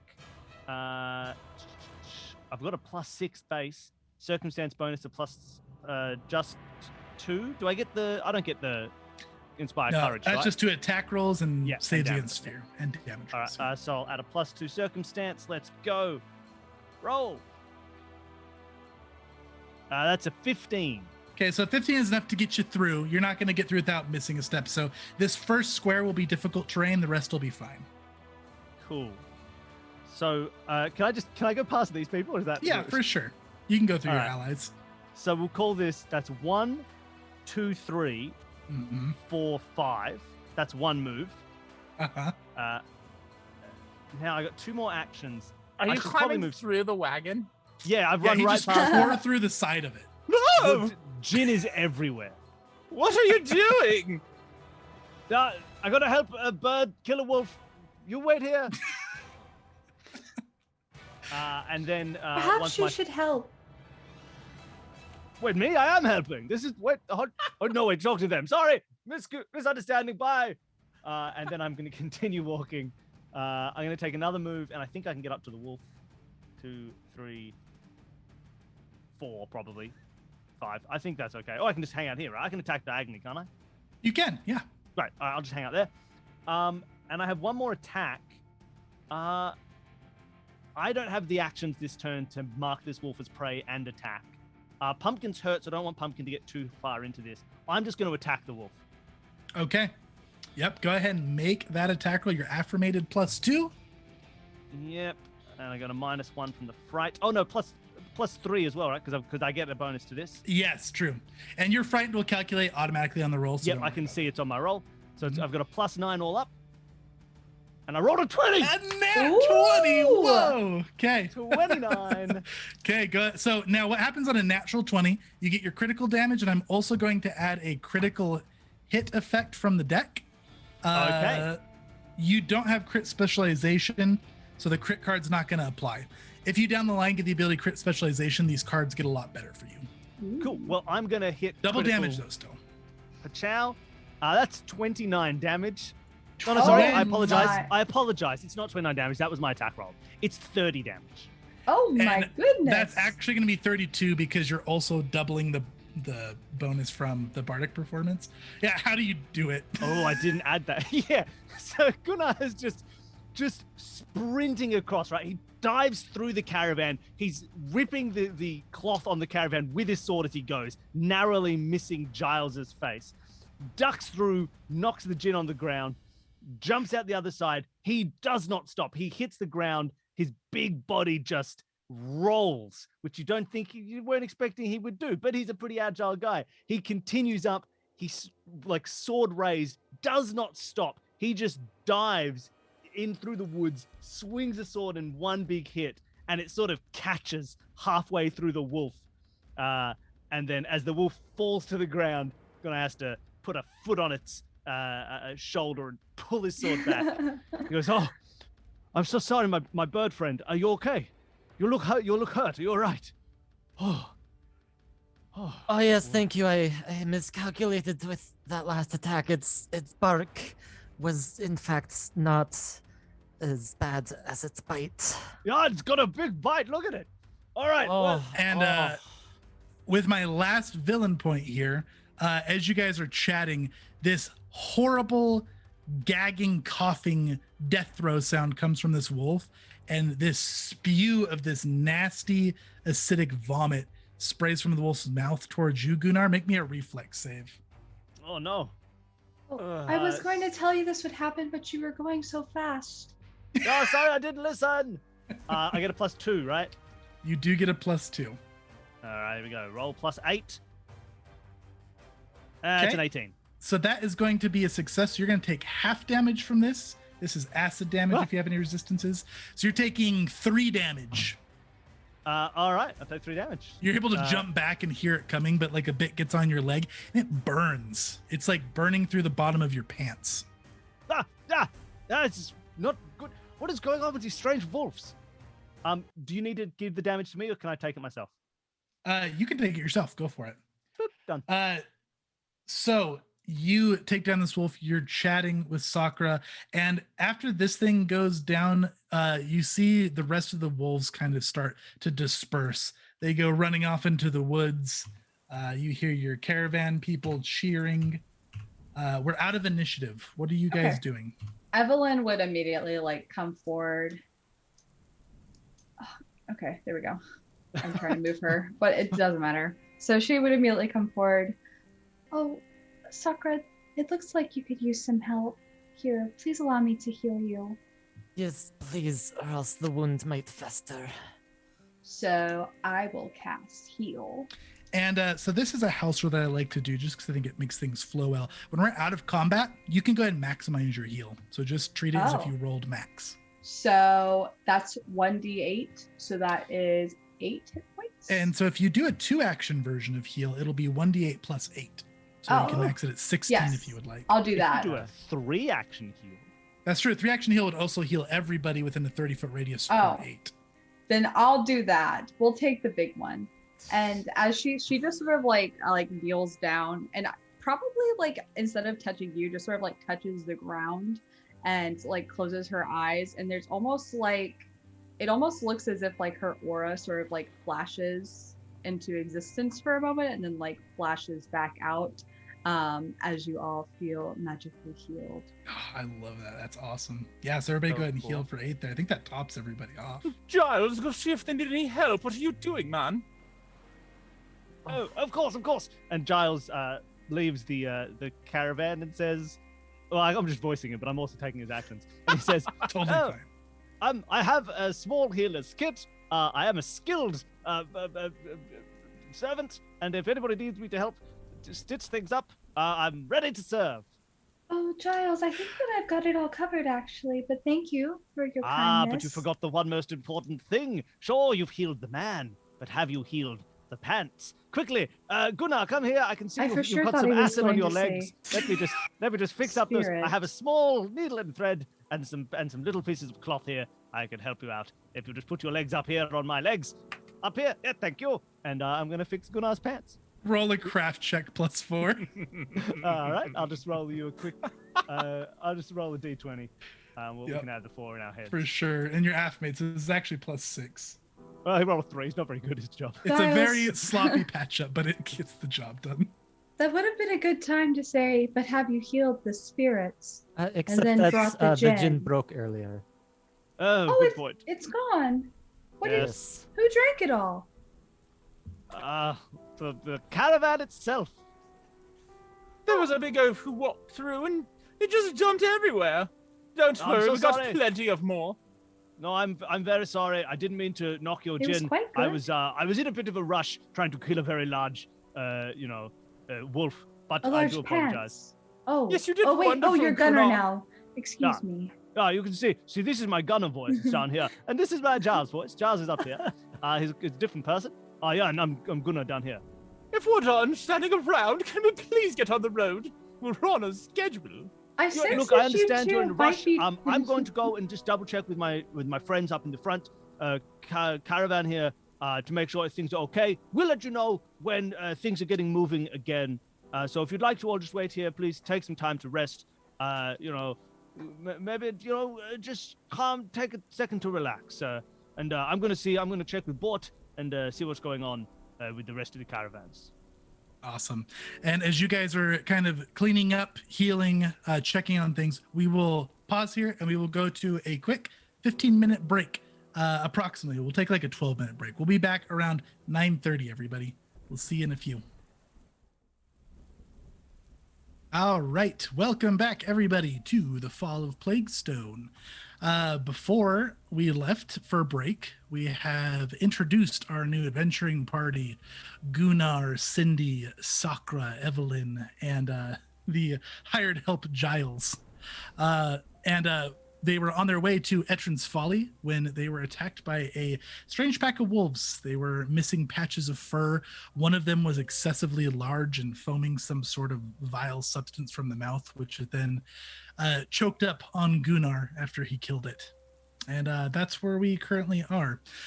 Now, before the break, we also talked about a goal that Bill threw out on stream, which is, for anybody who missed it, if we get to 10,000 bits during this stream, Gunnar will turn on the party. We're 35% towards that goal. It's right under Bill's name there if you guys want to keep track of that. And then I believe we also had a character fact from Cindy in Cindy's fancy voice. So that's you, yeah. Toby. Well, darling, when I was a little baby, my parents adopted me. They didn't know I was a kitsune at the time. Of course, I looked like a little human child. Talden, to be exact. They raised me in the noble family. That is why Giles is here. He's part of the family, you see. Hello. Wonderful.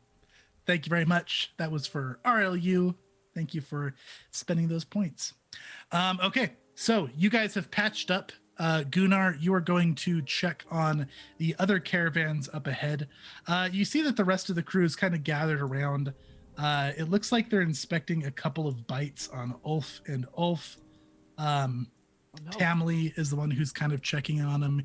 You approach here and say, you're going to be fine. Oh, I don't know. Look at this one. Oh, I think it's festering already. Oh, just stop the crying. Can we hear them? Would they Yeah, have you guys been- can. Can Cindy lean out this rip in this canvas? Yes. What's taking so long up there? One of the wagons up ahead is stuck. We're gonna need help getting it out. Oh, Giles, what are you waiting for? Help the man. Don't worry, we'll help. I do apologize, my lady, but I don't know if my skills extend to freeing caravans from the muck. Do you have two hands? Look, fair point. If you mind if I leave my hat and jacket here? Of course, we wouldn't want it to get dirty, now would we? Of course. All right. Hello. I'm a fully pair of hands. If you need any help, I'm ready to serve. Tamley kind of looks over and just nods at you, and then looks towards Gunnar. Everybody okay Yeah, from your party, Gunnar? Yeah, look, it looks like everyone up here is all right. One of these people can help out with some healing. Ulf, are you all right? Do you need? Is everything okay? Oh yeah, look at this one. Well, would they have Gravely been in my wounded. 30 foot? They probably would have been just out. Ah. Oh no, you're right. Look at that. They would have been Yeah. just in. So they we'll say would that have not. happened as they're walking up there. Okay. Yeah. It takes a little while to get out to the outer waves. Oh, that's amazing. So as Gunnar like says like the healing, it's like, oh yeah, it should be taking effect just about now. Oh, thank you kindly, Lady Evelyn. And he does like a really deep bow. It's not at all proper, but like She he just like sort of tries. like follows like with her eyes like looking down. It's like, what are you doing? We're gonna go get the carriages unstuck. Yeah, look, I can help with this. I'm gonna look in my inventory, things that I spent my character money on. I do have a come along, and a come along is basically just a portable winch. It's a length of wire, cable, 2 hooks, a ratcheting drum. It's like a full on. I can get one of these caravans out. This Nice. is why I bought it. I've got a crowbar as well that can help. I got some rope, things like that. So I'm going to come up to one of those, whichever caravan is stuck, I'm going to winch it to a nearby tree, and we can just winch it along. Like, we should be fine. I have the right equipment for this. Very good. Yeah, they Ulf and Ulf kind of just look down at you as you're doing this. Where'd you get those fancy tools? Look, I know we're all just teamsters together, and I know that you know how to drive, but you have to remember, I'm a Wainwright. You know, if looking after carts is my responsibility. Yeah, well, how much is it gonna cost to take it from you? You'll never drag me into this, Ulf. Ulf, you'll never win. I will not bet my father's tools against your silver or gold. Oh, so they're If like you would an like average. one, we can get one together. I'll tell you where to buy one. You can have one with you on the road. It'll help you out. You'll seem like a cool guy who's ready to winch things out when he needs to. Ulf cuts in and shows him. No, I want it. How much is it? What's it called? No, look, this is a come along. It's not for sale. I would Come like to- along. It's It's we gotta make be a things fake come name. along. No, look, it's a trade name. It's what we call. Look, you don't know anything about Waynes or writing, so please don't interfere in my business. But I'll tell you what, I'll help you guys out later. My father makes these. I'll get one for you on our next trip. Promise? I'll tell you what, I'll get one for you if you can beat me in this wrestling match, and I'll try and just trip him as soon as I can. Yeah, they just both jump into the wrestling match. Tamley kind Gunnar of has just sighs. 100% forgotten that he was going to go and do this winching. The winch is on the ground, and he is now wrestling Ulf and Ulf at the same time. He has a headlock around one of them, and he's using his feet to kick the other one away. Tamley sighs and she picks up the tools and keeps working at it. And yeah, with these tools and a bunch of people willing to help here, you guys get this caravan unstuck. Bort is gonna come walking back to the rest of you. Sorry about that. Anything everybody all right back here? Actually, while that's all going on, I would like to pursue a lead. Yes, of this strange disease that all these poor unfortunate puppies are being inflicted by. Yeah, afflicted by absolutely. birds. So this is so you're gonna recall knowledge pursuing your lead here, yeah? It is not a skill check. I just get it as long as I spend a minute on it. After I spend that minute, though, that's right. I'm going to turn back to my team. Excuse me. I am neither a veterinarian or a doctor. Could one of you come over here and help me with this? Yeah, Evelyn will walk over. This was quite weird. Would it be Yes. an oddity, maybe? I mean, it is odd. I really wish I had an excuse to trigger my that's odd feat, but Do you have that odd? yeah, I you do. do have that odd. Yes, I do I have did that's just odd. roll a 1, and that's odd. Yeah, very good. So that's odd. Yeah, this is interesting. I didn't know you had it, but basically, I'm going to start pointing out things that are odd to you, even if you're not looking out for them. Like if there's something odd about a situation, I will let you know. And yeah, you do notice that there is, with your that's odd, you're going to notice that there's a very small, tiny puncture wound on like one of the missing patches of fur on this wolf. Probably the biggest patch of missing fur that you can see around it.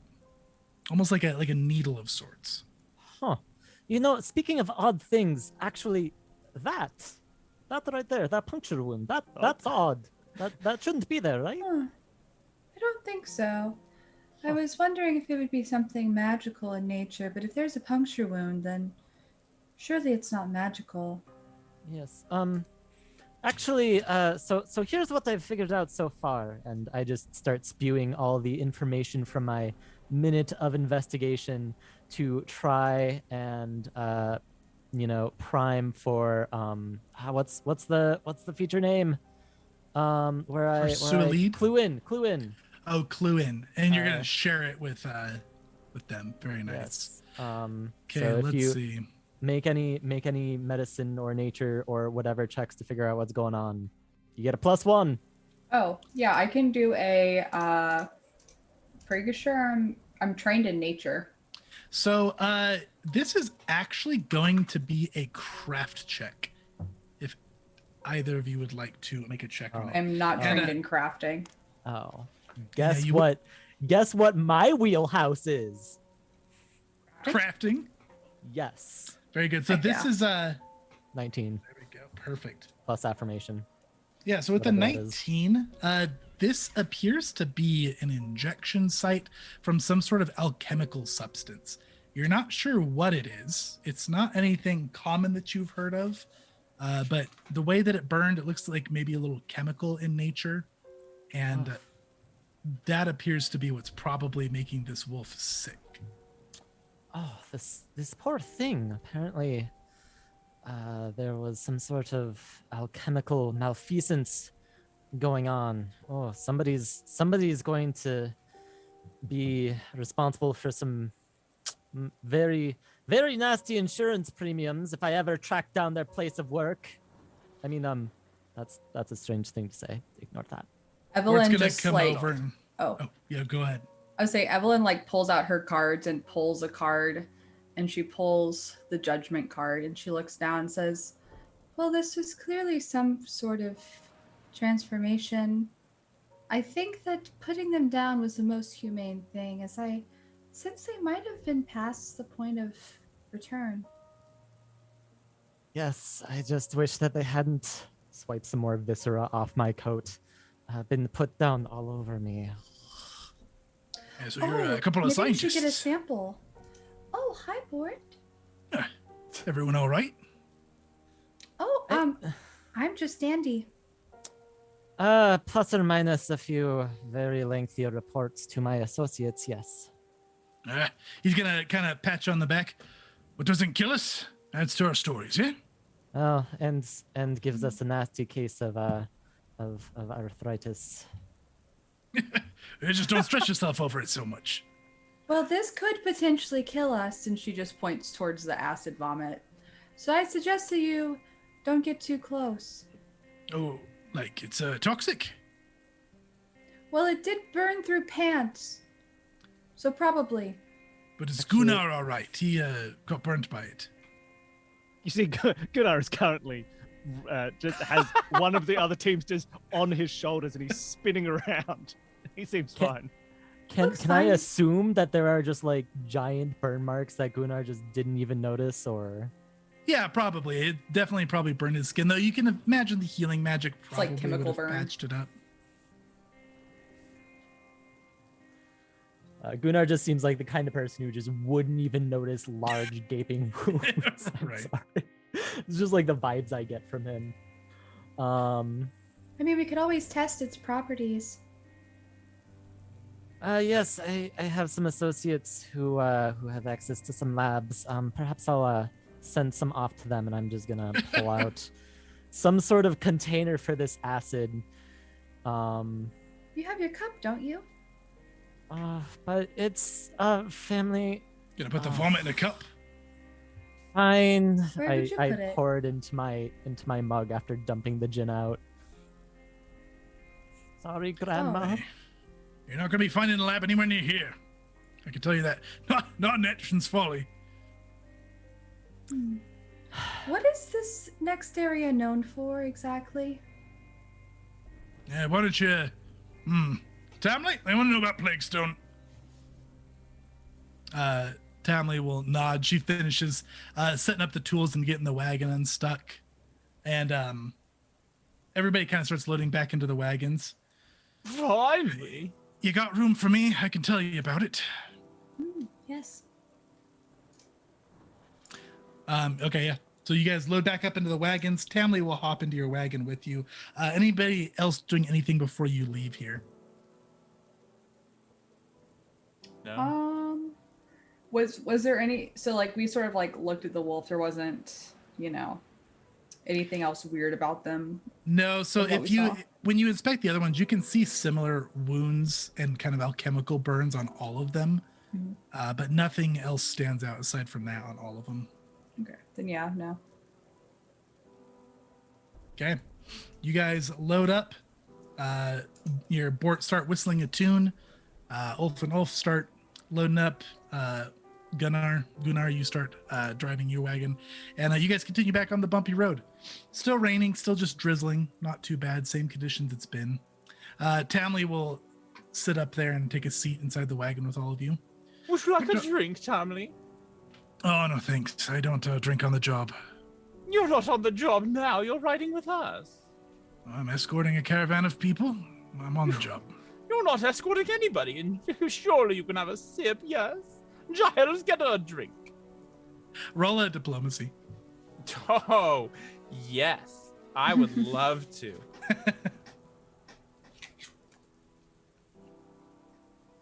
Natural Nat 20. Surely you can have one drink. She kind of smiles and looks down. It does look a bit fancy, and that was a hell of a rough go. What the hell?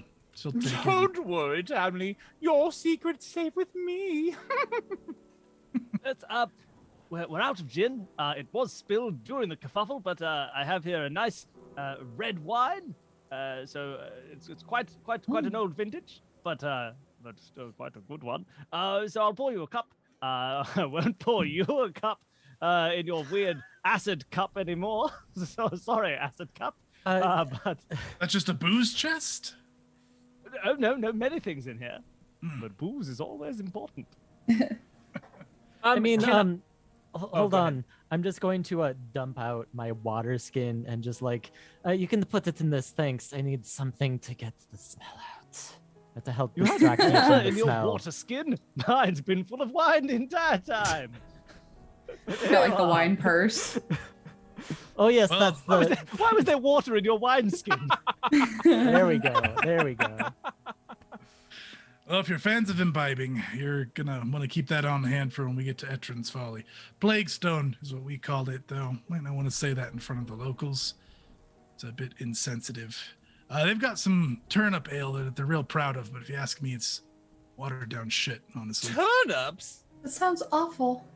But don't be turned away by the turnips when it comes to the porridge. The turnip porridge, excellent dessert. Recommend it when we get there. Okay, so don't turn down the turnips. Got it. The turnip Wait. porridge, the turnip ale, not so good. Isn't porridge what you eat, Giles? Yes, it's all you give me, but it's stomachable. Was it you, Evelyn, dear, that asked about where we're going? Oh yeah.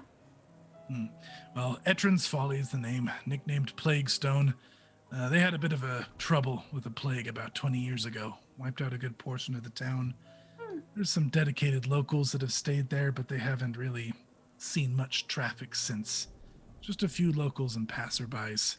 It's named Plaguestone after this large cylindrical stone in the center of the town. People used to store food in there for the sick. The sick would come gather it when nobody was around. They would leave coins in the center of the stone, be cleaned out with vinegar to cleanse it of any sickness. A way for people to help out the sick without exposing themselves. Oh, perhaps we should put some vinegar on you, Sakura. Yes, that might be wise. I look around awkwardly, waiting for Wine somebody. is acidic. We're not using wine to clean something. Heard of wine being a good cleaner. Absolutely not. It's I've going got in- some soap. Giles, get the soap out. Think of it. Think of it this way. It's gonna go in me one way or the other. You pour it on you? Okay, she's I'm like not trusting Evelyn definitely soap like with Evelyn wolf definitely like disease. steps back to like not get any red wine on her outfit. Same, Cindy as well. Thank you all for your concern over my health. I'm glad I have such good teammates. Family just kind of shakes her head. I don't think that's gonna work how you want it to. Giles is reaching into the chest for a big container of disinfectant and antidote, and he looks up to see you pouring wine, and he stops and goes, "Yeah," and he puts it back. Hey, Gunnar. Oh, Yeah. Good swinging out there. Oh, thank you. It's rare I get to swing the sword, but it's been in my family for a while, and it works well, it seems. Looked like you were crushing those wolves with a blunt blade, not a sharp one with how hard you swing it. Ah, well, at a certain speed, it all just happens the same way. Past a certain size, weapons like tools like that can actually start to cause some issues with lumbar support and those sorts of things. You haven't had any back pain recently, have you? No. God, she should be friends with Cookie. You need to remember, this sword is big for you, but for me, it's like, it's a pretty manageable size. Yeah, why don't you try holding it? And Gunnar passes you his big sword. It will immediate so you're catching Sokora off guard, right? So on top of the fact that he's just not strong enough to wield this thing, he's like awkwardly, it's like feathers are sliding around the handle. He like accidentally cuts himself on the blade a little, and it just like clatters, and he starts swatting at it to try and keep it from landing on your face. Ah. Oh Yeah, no, God! No, I understand. But no, my lumbar is supported very well by all my lumbar. Oh, well, that was an interesting display. And Yeah. as Evelyn's sitting there, something I forgot to describe about her earlier because I forgot this was part of her character. Oh yeah, She's sure. Massive. She's huge. no, she's very like small and sort of fragile build.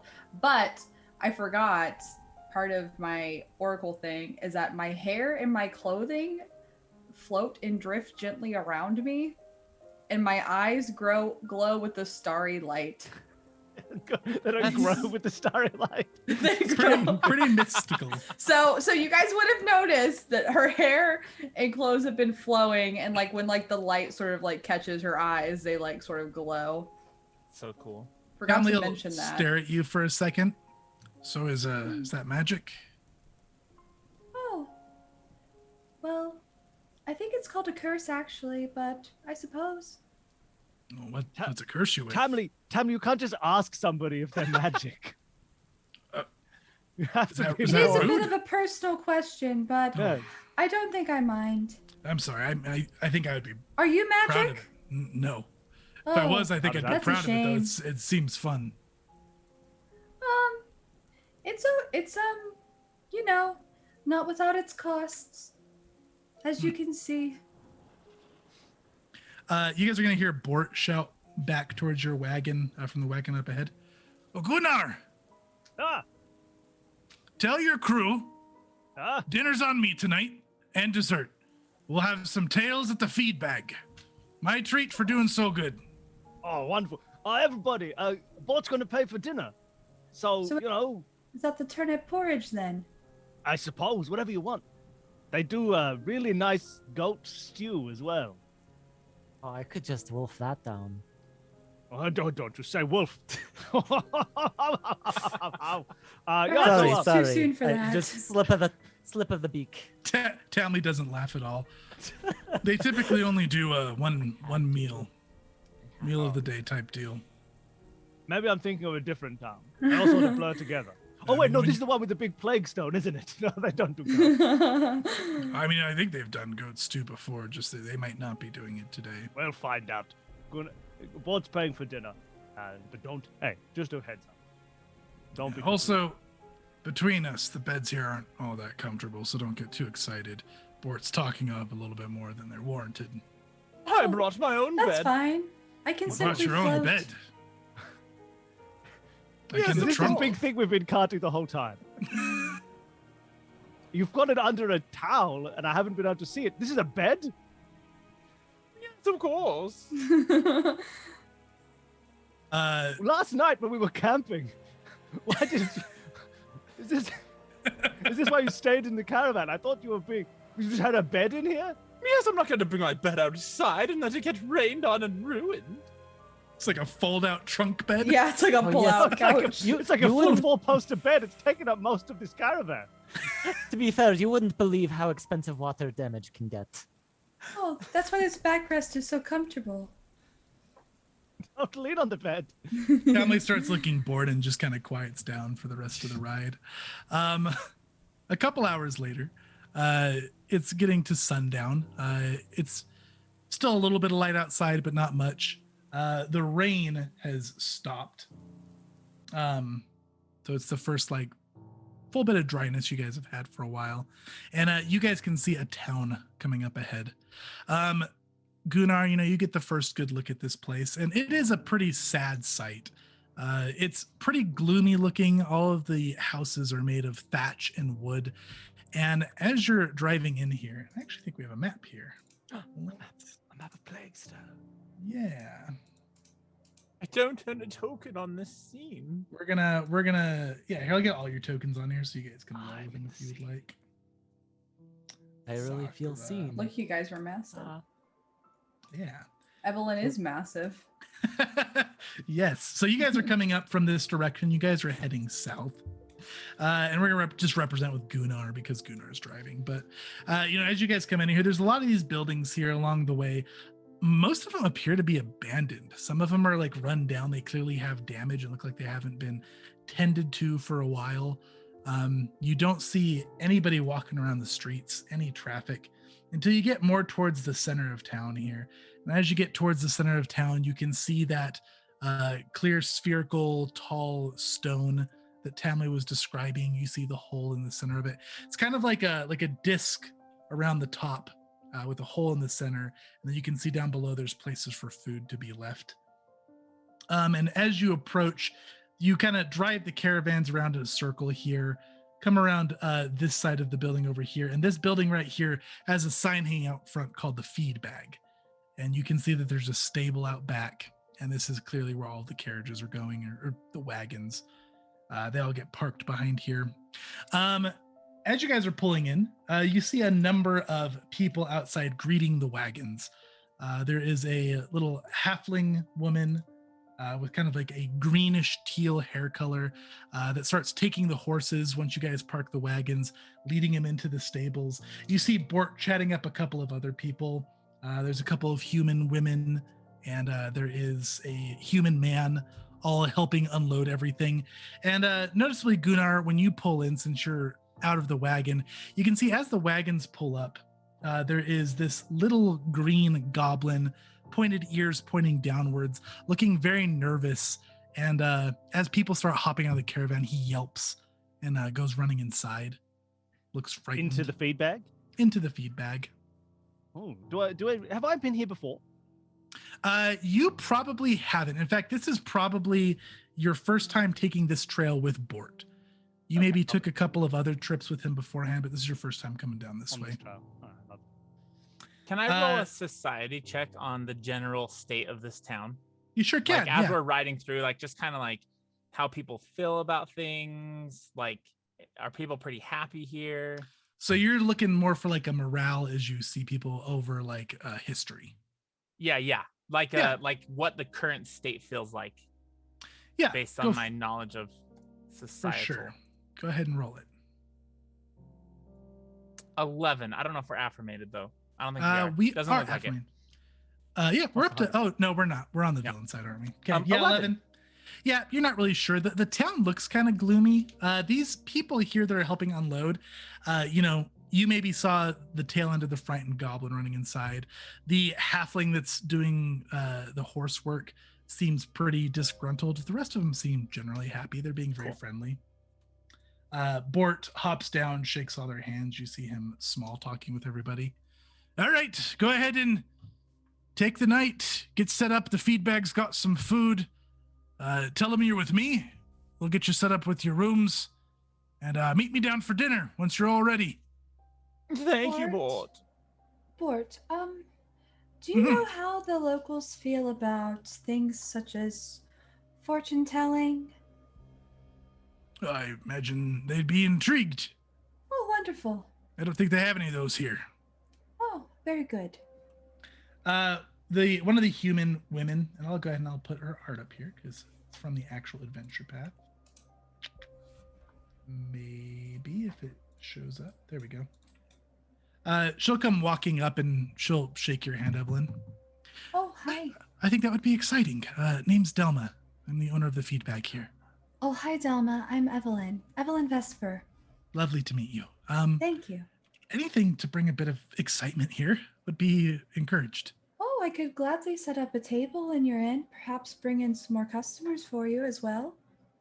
Oh, sure. That would be great. Well, just look forward to it.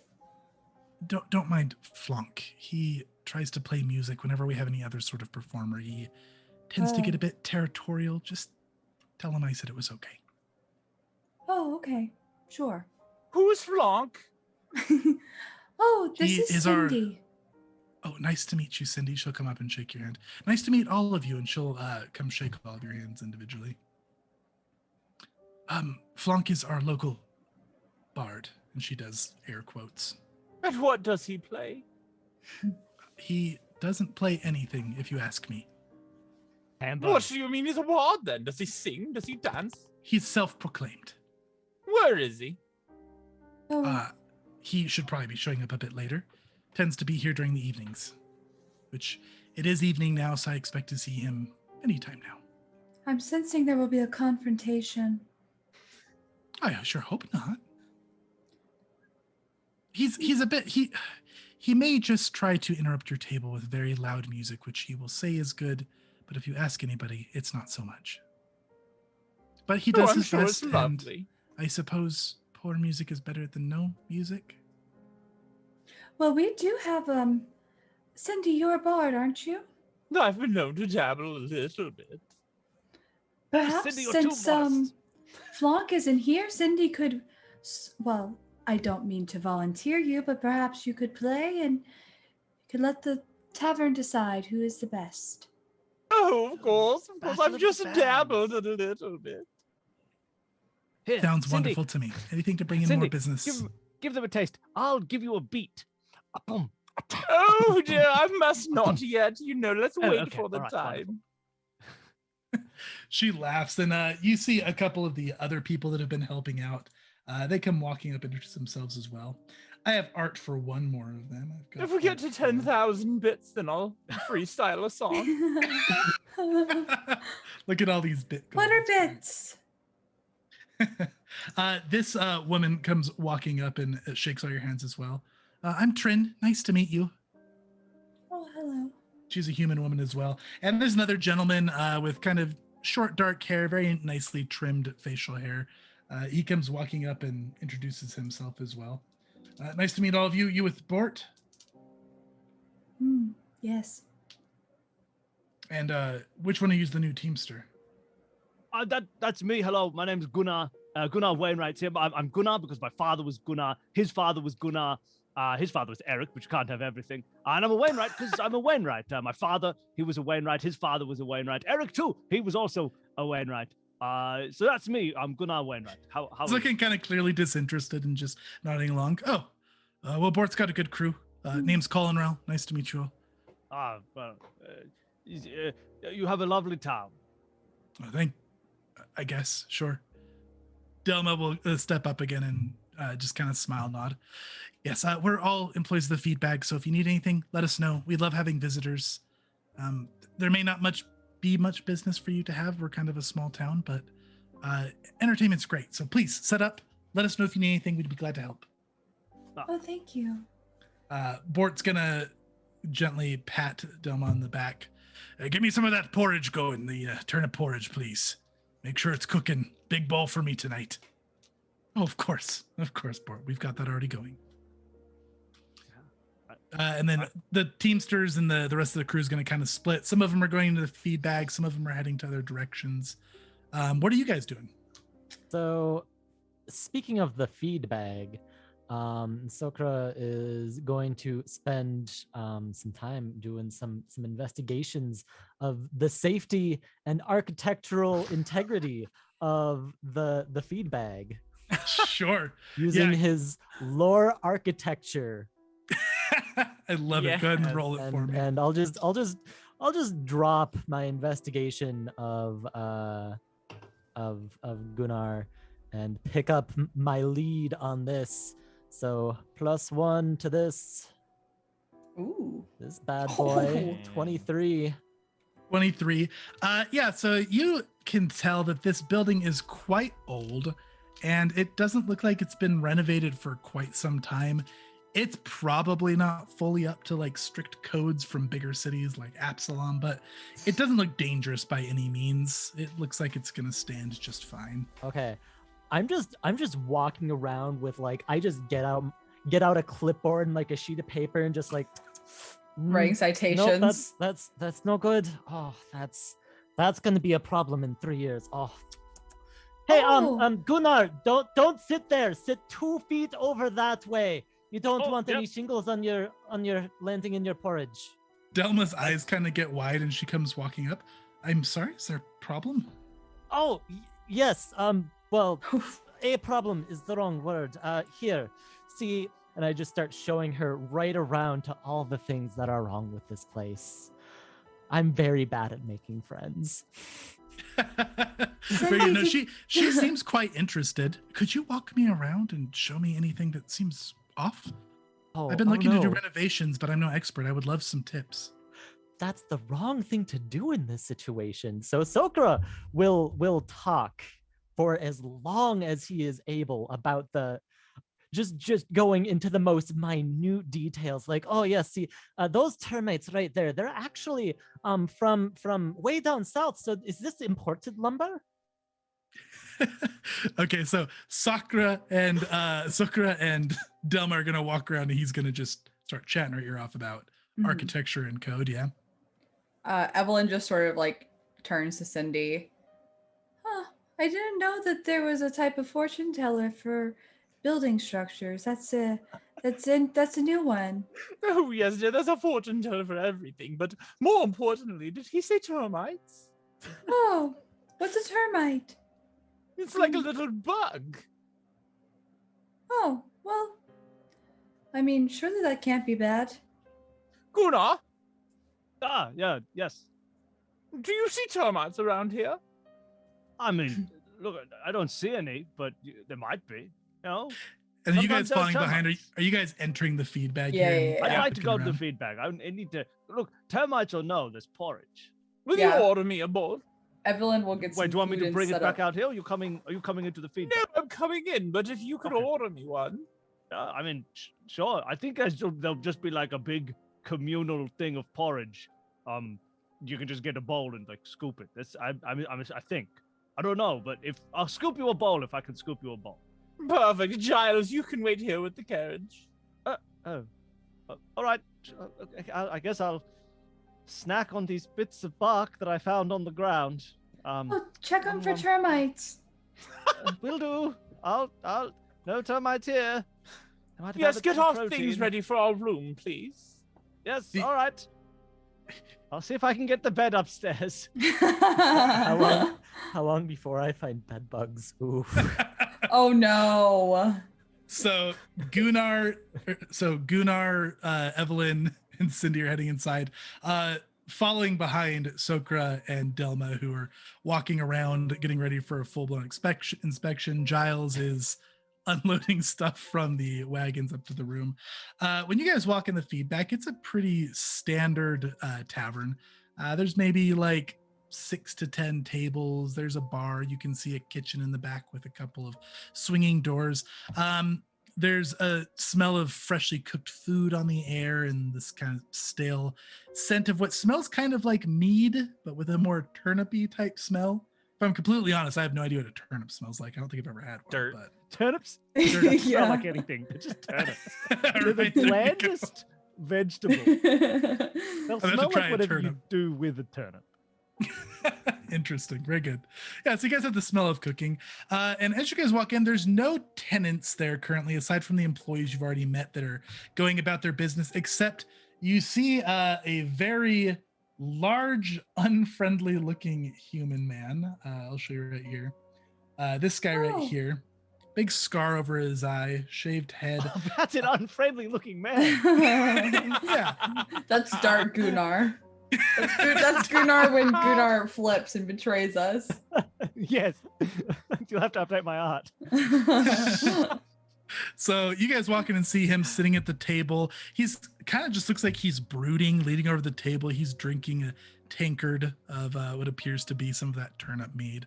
And when you guys walk in, you hear him slam the table with his tankard. Another!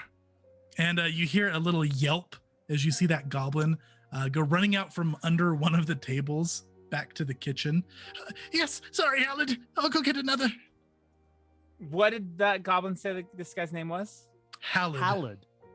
You should probably be nicer to the staff here.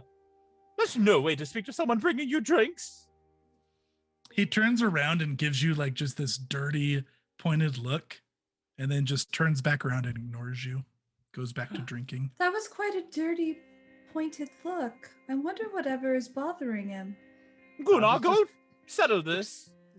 Some people, you know, they try and be tough when they drink, and there's only so tough you can be when you're drinking turnip juice that they have to add a little bit of, you know, like, oh, I'm so gruff and angry. I'd drink something better than turnips if I could. Yes, but did you hear the way he spoke to that goblin? Everyone knows that turnip drink is for women and sickly children who do not yet know how to drink real alcohol. Is he saying that to him? Yeah, well, not to him, just to everybody else. Just loud enough. I mean, before you say that too loudly, I'm pretty sure turnip vodka is a thing.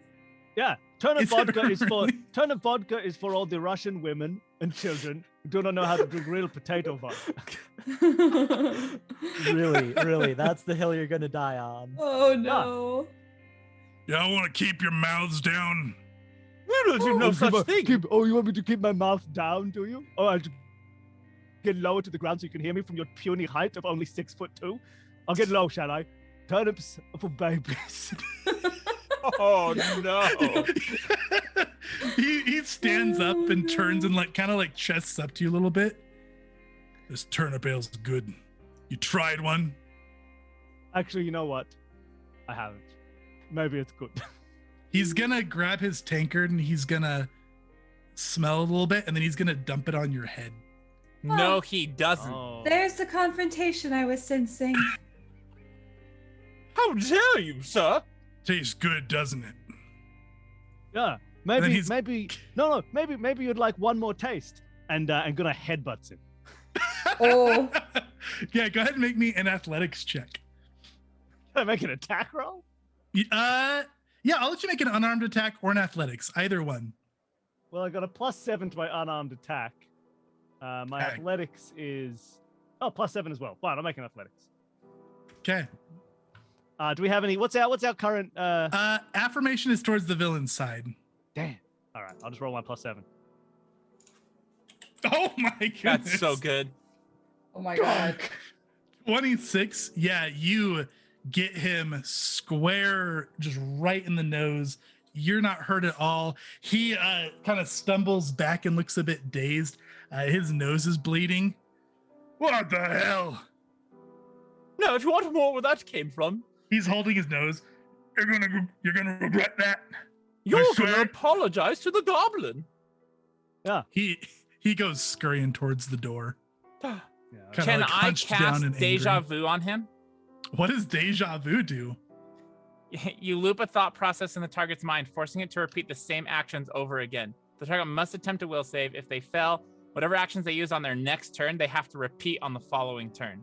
So just run forever. Wait, I actually don't know what that means. Does that mean they'll just keep running? Yeah, run I again. think so.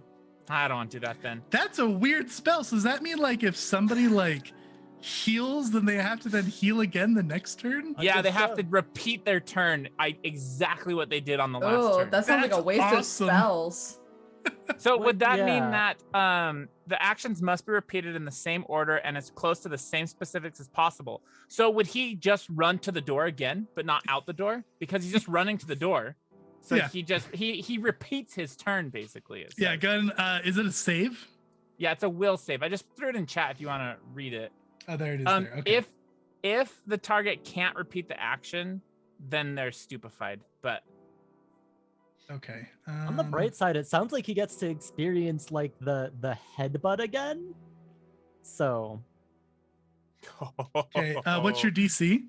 17? Okay. 17. So yeah. So he goes. He grabs his nose and kind of, skulks down and goes heading for the door. He goes through like the swinging door and it swings back, and you see him just step back through the door, goes in front of Gunnar. You're going to regret that. I swear. And then he goes walking through the door I again. gave you a chance. Good, I'll stop him. No, he's fine. Look, I want to say to everybody here, I'm sorry, everyone. I'd like to make a statement. Turnips are lovely, and I have no problem with your turnip ale. It is wonderful. But there are just some people who are bullies, who want to, they want to take control and be in power. And I don't like this. So I want to say that what I was saying, I said only to enrage that man. And I have no dispersions on your beautiful establishment and your wonderful turnips. So please pour me around. It actually does taste quite nice. So please. Yeah, Evelyn like just one. sits down, and just watching all this, like, what is and porridge, happening. Yeah, by the way, or not Evelyn, sorry, Trin. Everybody's kind of smiling at you. Trin comes up and pats your arm. He had it coming. Yeah, he seemed like a bit of a dick. What was his name? I'm so sorry. Halid, town bully. Could you please send that goblin out that he was bullying? Yeah, Finnick. I'll go get him. Did you have something, Sokra? yes. So I'm going to hold on a second to the person I've been talking to whose name I'm blanking on. Delma. Delma Fultz. Delma. Hold on, Delma. By the way, Gunnar, just like take out a giant stack of paper, throw it on the table in front of him. That's the paperwork that I need you to fill out for the fight earlier, and I guess also right now. If you could just get that back to me by tomorrow, it would really make my job easier. Abadar, help us both. Delma looks fascinated. She kind of like grabs the paperwork out of your hand and starts reading it. Oh, no, I have a separate set here. Hold on. You need forms 3B through X. Okay, so you just carry this around, do you? Where's Yes. my wolf paperwork for beating up the wolves who were going to kill you? You didn't give me paperwork then, did you? Well, no, this covers... See this stack here, like a skinny stack, is for the wolves. And then this stack here, much bigger stack, is for the fight that you just picked. Gunnar looks at you, and you can tell he's about 35.01% of the way to turning on you.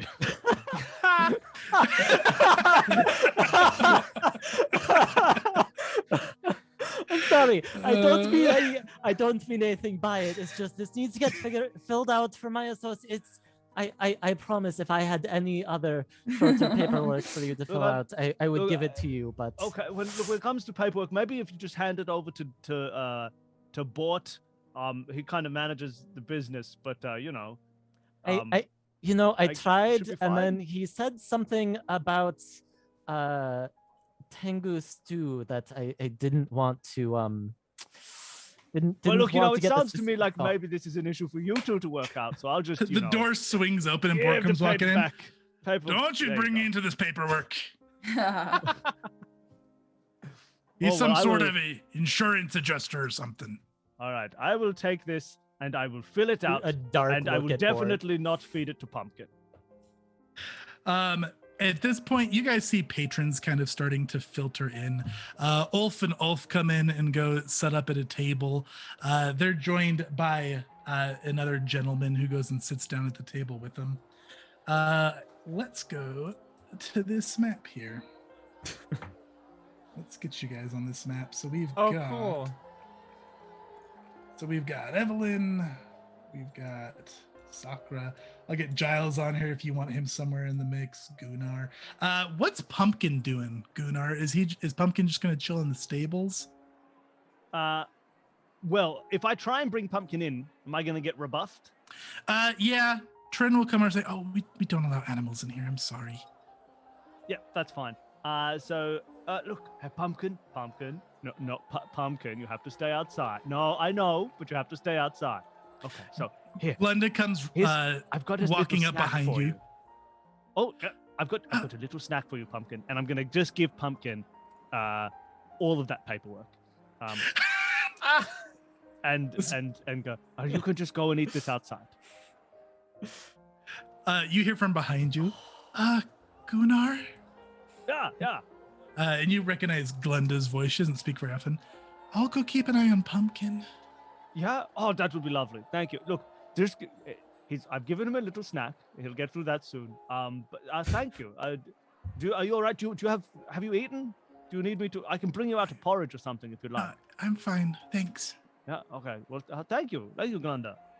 Does he always eat paper? Oh, he'll eat anything. Okay, I'll make sure he eats good. Yeah. Just be careful. I know there are some flowers outside. He will go for those. Don't let him have those. Okay. She goes running out after Pumpkin. Thank you. Okay, let's see. I We've got love Gunnar. that. Cindy, there you are. Okay. For work. I think it's everybody. So yeah, there's a bunch of patrons around here. This here you can see Finnick. Finnick comes out. You asked for Finnick, right? Cindy, or was it Evelyn? It was Cindy. Yeah, he comes out with another turnip ale. Where's Howlett? Is he angry? Don't worry about him. We dealt with him. Who are you? I'm Cindy. Oh, sorry. You're new Chubby, voice. aren't you? No. Nice to meet you. Name's Finnick. Cindy will actually he's pretty short because he's a goblin, right? Yeah. She'll actually kind of crouch down a little bit to his level, almost like talking to a child. Don't worry about that British of a man. Are you okay? He flinches and kind of cowers back when you crouch down to his level. No, I'm not gonna hurt you. Oh, okay. What did you ask? Do you mind if I give you something? I don't know. Maybe. Let me see your hand. No. Why? No. Can I roll a diplomacy? Yeah. I'm not gonna hurt you. I'm gonna give you some protection.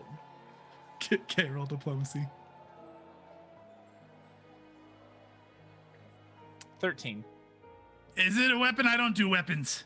It's not a weapon. It's a mark.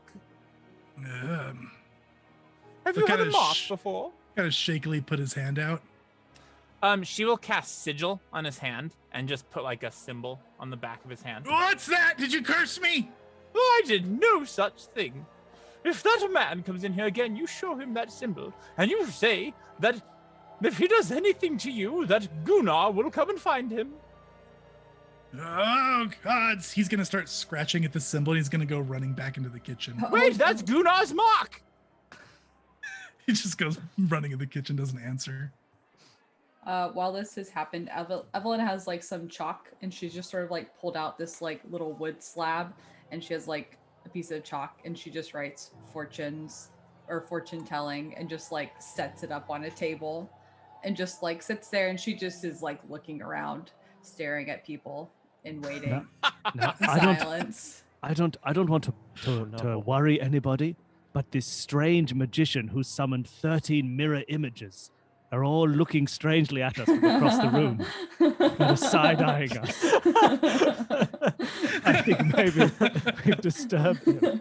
Is that Shakespeare? It's Shakespeare. Maybe Nathan Drake, who's working behind the bar, can help us out. All right, so you're just setting up at a table here, just putting fortunes up? Yeah, she's fortune tellings. Okay. Do you have a lore or something tied to fortune telling? Go ahead and roll that. Let's do you a quick little earn income. Okay. I didn't know that was a thing, but sure. Oh yeah. Oh shoot, I gotta add it. I'm just trained. Okay.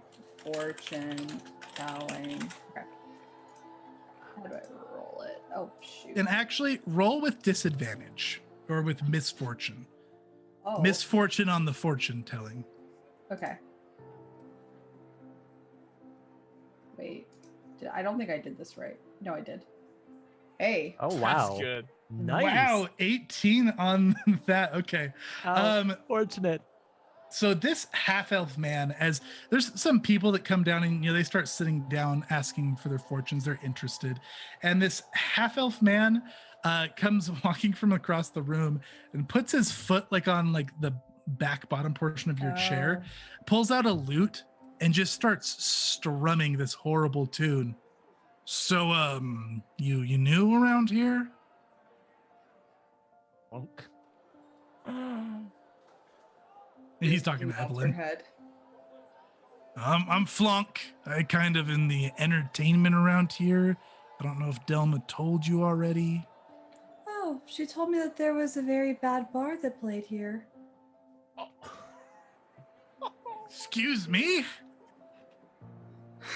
Sorry. I need to go find Delma. He Oh, just okay. goes walking off. I think What I saw instrument her does he over have? there. A lute. A lute. How many strings? So it's a 6-stringed lute, but one of them appears to be broken. Just one? Just one. He's about to learn why I'm called 3 strings. People look pretty excited, and you're gonna earn a gold piece total, Hey. earning your income. People seem pretty interested. Is there anything you want to draw a note of? Like, how are you doing your fortunes? You're just doing tarot readings? So yeah, so she's got her tarot cards, and she's just probably doing like a 3-card spread, unless people are have a specific question, then she'll try and do that. Otherwise, she's just doing this is what you need to work on because of this, if they're new to the fortune telling thing. Excuse me, miss. Excuse me. Will I ever grow up and find love? Out of the way, this is my fortune. Yeah, there's a line forming, and people seem they're clearly looking at your floating hair and clothes. Yeah. And they So seem cool. mystified, they seem entranced, you must be the real deal. Mhm. What are you doing, Cindy? Oh, where'd the bard go? Oh, the bard is just over here now, playing and strumming his terrible tunes over here. Nobody's paying attention with him. You can see over near here, Ulf and Ulf are gambling with some farmer-looking gentleman over here.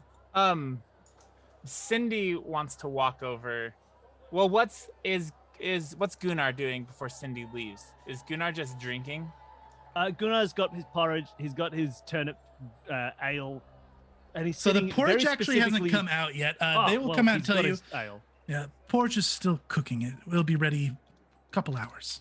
Look, that's fine. No rush for me. Gunnar's gonna be sitting right where he currently is on the map, so that if Harlan comes back through the door, Gunnar won't be taken by surprise. Yeah, Awesome. Bort will come sit with you and drink. Yeah, we'll chat about the road. Is Wolves there- are crazy, right, Bort? Go for What, it. wait, go what did for you it. say? The Sorry, wolves you are cut out crazy. for me, Bill. I was just saying the wolves are crazy, aren't they, Bort? But you don't. Even They were quite crazy. Never seen them like that. That's a story for the books. The evil in their eyes, the acid spewing from their maws. That's when you gotta tell it all of the ones that you got a fancy for. That's absolutely crazy. Hmm. You're doing good. Good to have you on the crew. I'm glad. I'm glad I can help out. My father spoke very highly of you. I know he helped build these carts, so it's the least I can do to help drive them. You know why your father spoke highly of me? Oh, why? It was for the time that I took on the Chilled Giant. I was traveling through one of the high mountain roads in the Five Kings Mountains when my caravan was captured by a fire giant. I was being lowered into a kettle for a meal, managed to trick the giant into using a rare plant called frost bloom. Told him to put it in his soup. Told him it was quite spicy and would make it taste nice. When he tasted that broth, he froze solid with his mouth shut. I was able to escape with my entire crew during the confusion. Oh, that's wonderful. That's so exciting. I wish I could go on adventures like that. Oh, you just Maybe did. one day I will. You just gonna tell the tale of the caustic wolves now. Yes. Did you see me kill that wolf? I just jumped through the whole caravan. It was like you were coming down with the might of Torag, boy. Yeah, exactly. Mm. Oh, that was good fun. Meal and drinks over here. He'll drink with you, and Yes. he'll keep exchanging tales, and he'll provide you some food. The meal tonight is like these spiced turnips with a nicely spiced game of like meat game on the side. And then they're going to be serving up those wolves. the turnip porridge. I don't think they cook wolf here. Pretty sure this is elk of some sort. All right, Cindy, what are you doing? Walking over to Flonk. All right. Yeah, Woohoo. Flonk's over there strumming. He kind of looks over, he smiles and picks up his strumming as if he's getting more impressive, but it's really just like, sounds like just open chord, messy strumming. Aren't those supposed to have 6 strings? Well, the real talented ones only play with 5. He's going to grab his foot and he's going to like drag a pot from under this table here and put it in front of him. It's got like a few coins in it. You've learned to play with 5 strings. It looks like one of your strings is broken. Don't need the 6th. Impressive. Do you have another one? Perhaps you could show me a thing or two. Just the one. If you wanted to support another purchase, he's going to kick the cauldron towards you a little more. Oh, I think I got one somewhere. I want to cast a summon instrument and summon she's gonna summon instrument and summon a 6-string lute. Okay. Oh dear, here's one. So does it just like magic light appear in your hand? Yeah. Okay, yeah. He like slows his strumming and looks a little bit in awe. Well, just strum along with me here. It's kind of tough without the 5th string broken. Do I hold it like this? And she'll like hold it wrong, clearly. Yeah, I'll help you fix it. Oh, of course, I just need your help. He's gonna walk up and he'll try to place your hands. Are you proficient with the lute? Like, does Yes. Sydney know how? Okay. Yes, she's Sydney 3 strings Humphrey. Like, yeah, he's placing your hands completely wrong. It's not even like sensical chords. oh, like this, of course. And I just move your hand like this, and he makes a strumming motion. Just, Don't I need start- to turn these little things? And she'll turn 3 so much they snap. Oh, Oh dear! Oh, you broke it. No, those are for tuning. You don't want to twist those like that. Okay, here's the thing. I'm about to roll a perform check, and this scene is either going to be great or fail miserably. Okay, So roll it she up. sits down and starts strumming the 3 strings, and hopefully it just sounds beautiful. Yeah, go for it. Oh, this is such a good roll. 24. So are you just like wailing this amazing tune on Yeah, these so 3 she strings? starts to play slow and like pluck kind of weird. And it's like twangs through the room. And then she starts to pluck a little bit faster and suddenly is just like playing the most beautiful song this tavern has probably ever heard. Yeah. On 3 strings. People are only being pulled away from Evelyn's fortune telling for this upbeat. People start clapping to it and standing up, and the mood of this tavern turns like very cheerful. If you don't mind me modding Giles will kind of come over there and tip a hat out, and people are going to start throwing some coin down there. You're going to make 1 gold, 5 silver worth of coin. That's fantastic. Can I roll a society or something? Or can I see if people like recognize 3 strings? Like if her name is someone knows who she is, because she plays in Opara all the time. Yeah, go ahead and roll that would probably be a perception check to see if somebody like seems to recognize you. Sure. I what anything. Yes. Yeah, go ahead and roll a perception. 13. Yeah, no, you don't see like nobody seems starstruck aside from the fact that you're playing well. Nobody's like said your name or anything, but they're into the music. I love it. That's what she's doing. She's just playing. She's playing music. Awesome. Sakura, what are you doing? Yes. So Sokra is going to get in line with all of these people for Evelyn's fortune telling. Awesome. You're gonna go get in line for it? Yeah. Okay. Yeah, you eventually comes to your turn. Oh dear. I guess I figured there was something interesting at the tavern tonight, but it seems you drawn quite a crowd. Oh, apparently many of these people have never had their fortune told before. But Oh, I that's saw what you did with the wood. You're a bit of a fortune teller yourself, aren't you? I mean, I guess if maybe a better way to phrase it is that I can see the odds, kind of tell which things are probable just by taking a look at my surroundings. It's not quite the same thing, but Oh, I see. so you can just tell anyone's future, like. Well, I can certainly attempt to. Some people are easier to read than others, that's for sure. What about him? I point at Loot Boy. Oh, the Ten of Swords, that's a very bad card. I see that underneath all this showmanship is a lot of anxiety. Lots of feelings of not amounting to what they wish to. I'm That is afraid clearly that... what's on his face as Cindy is just out showing him. I'm assuming, Well, I can just yeah. imagine this guy's face just becoming more and more horrified as this beautiful tune is being played right next to him. Evelyn's just like, Yeah, I'm afraid that if they do not change something significant in their future, that this will only go forward in a downward sort of spiral. Quite sad. on the one hand, that is very impressive and insightful. On the other hand, part of me feels like that might have been a freebie. Anyways, so It's in the cards. You saw me pull it. true. Was I correct in intuiting though that you foresaw the wolves from earlier as well? Oh, yes. You know, I do not know if the mayhem and destruction is solely tied to that event. I feel it looming.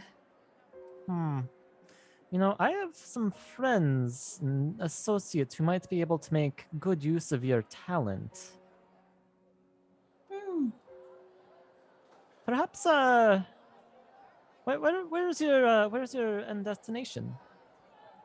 Oh, I don't really have one. I just sort of go wherever the wind pulls me. That sounds. And you see her hair sort of just starts like floating towards you a little bit. See? It seems to like you. Interesting. Well, we'll have to keep in touch. I'm sure that we can find some ways to work together in the future. Hand you a card for the Scathe Home Insurance Company. Slide it across the table. And as you slide that card across the table, you're going to hear Ulf from behind you, Sakura. He's standing up. He definitely looks like he's had a few. He's a little off balance. Hey, Sakura! Yes. Come show this asshole up about gambling. Oh, He's sure. taking all our money. And you see this gentleman that he's pointing at. And I have art for him, and it's just so ridiculous that I have to show it. This is from the Adventure Path. Oh, wow. That is a face. That is a face that's had a few. As Ulf points at him, this guy stands up.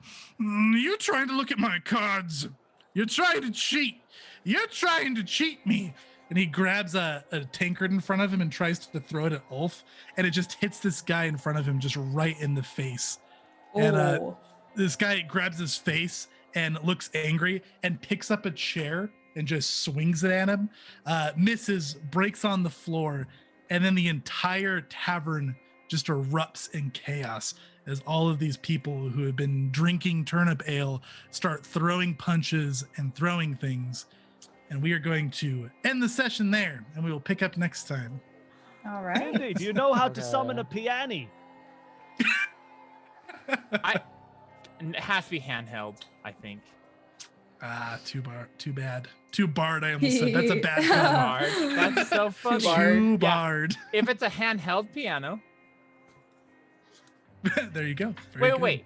Can Gunnar hold a piano in one hand? Is he big?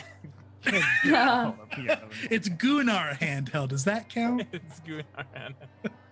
Awesome. Well, thank you very much, players. That was great. And chat, you guys just blew up. So thank you guys. Appreciate it very much. Bill, is this offer going to stand next session as well to have Gunnar turn on everybody? If Very it happens good. in one session, it'll happen. So 10,000, so we said 10,000 10,000. bits in one session, Gunnar will turn on the party, which will probably not be a pretty sight. So if you guys are interested in causing maximum chaos, tune in next week. We're going to pick up this story. This is Fall of Plaguestone, which is an official Pathfinder 2e adventure written by Jason Bowman. So we're going to be trying to finish the entire module before the launch of Tabletop Treasure Hunters, which is July 20th of this year. That's when we're launching Treasure Hunters. So keep watching. This will probably run for approximately, given the pace we're going, I'm guessing it's going to go about the full 6 episodes. Fine, we'll pick up. 4 to 6, but yeah, that's the plan. So it should be fun, guys. Thanks for tuning in. Before we call it a night, let's have you guys tell us about yourselves one more time, because you guys are an awesome cast. Bill, tell us about you. Yep, my name's Bill. I'm part of Escape This Podcast and Solve This Murder and Play This Game. You can find everything that I do at consumethismedia.com. And yeah, go check out some of my fun escape roomy, puzzly, dumb things that I do. Awesome. Yes, it is very good content. Definitely check it out. Toby, tell us about you. I am Toby. You can find me at the SideQuestin podcast, and it's at thesidequestin.com. So check us out there. That's it. Also, fantastic content. Shelby, tell us about you. Hi, I'm Shelby. I'm on the internet everywhere as Shelby is a nerd on Twitter, Instagram, and Twitch. I do TTRPG, GM, player stuff, and variety streaming. Yes, indeed. Also amazing content. And Ian, tell us about you. Yes, I am Ian. I do various things on the internet as well, and then my most recent project is Cash Miss on the YouTubes, where I talk about computers and how with my first video being a thing on how software rollouts can break stuff and what you should do to not make that happen. Foundry. Yes, talk about computers in a very fun, entertaining way. It's good stuff. Awesome. Thank you, Cass. You guys are great. I am Chase. I am part of Level 1 Geek. You guys can find me GMing more of this, and then you will find me GMing Tabletop Treasure Hunters. We are playing Defiant tomorrow, which is an awesome TTRPG. That's going to potentially be run by M, though she is feeling a bit under the weather. So if she's not feeling great, I'll probably run the character creation. But yeah, either way, you'll see me and M there tomorrow. And that's going to be, I think, a 3-week stream. And then we've got D&D 5e every Monday with an awesome crew there too. So thanks for tuning in, guys. If you like what we do and would like to see more, please follow or subscribe on our Twitch or YouTube or any of our social media. Definitely join our Discord. We have a lot of fun in there. We share memes and awesome pictures of food, and we talk about TTRPGs and video games, and sometimes we do fun community stuff like video games with the community. So definitely check that out. Join our Discord. Fun stuff there. That's the best way we can interact with you guys personally. You can also show your support by purchasing dice and cool stuff from Die Hard Dice or any of our other affiliate partners. You also find our Patreon link and discount section below on Twitch if you guys want to get some discounts on some fun stuff. So thank you so much. Your support means the world. You guys let us keep doing what we do, and we love you so much for it. Now go take a long rest. Don't start bar fights. They're not as fun as they look in TTRPGs IRL. And we will catch you guys next time. Good night, everybody. Night.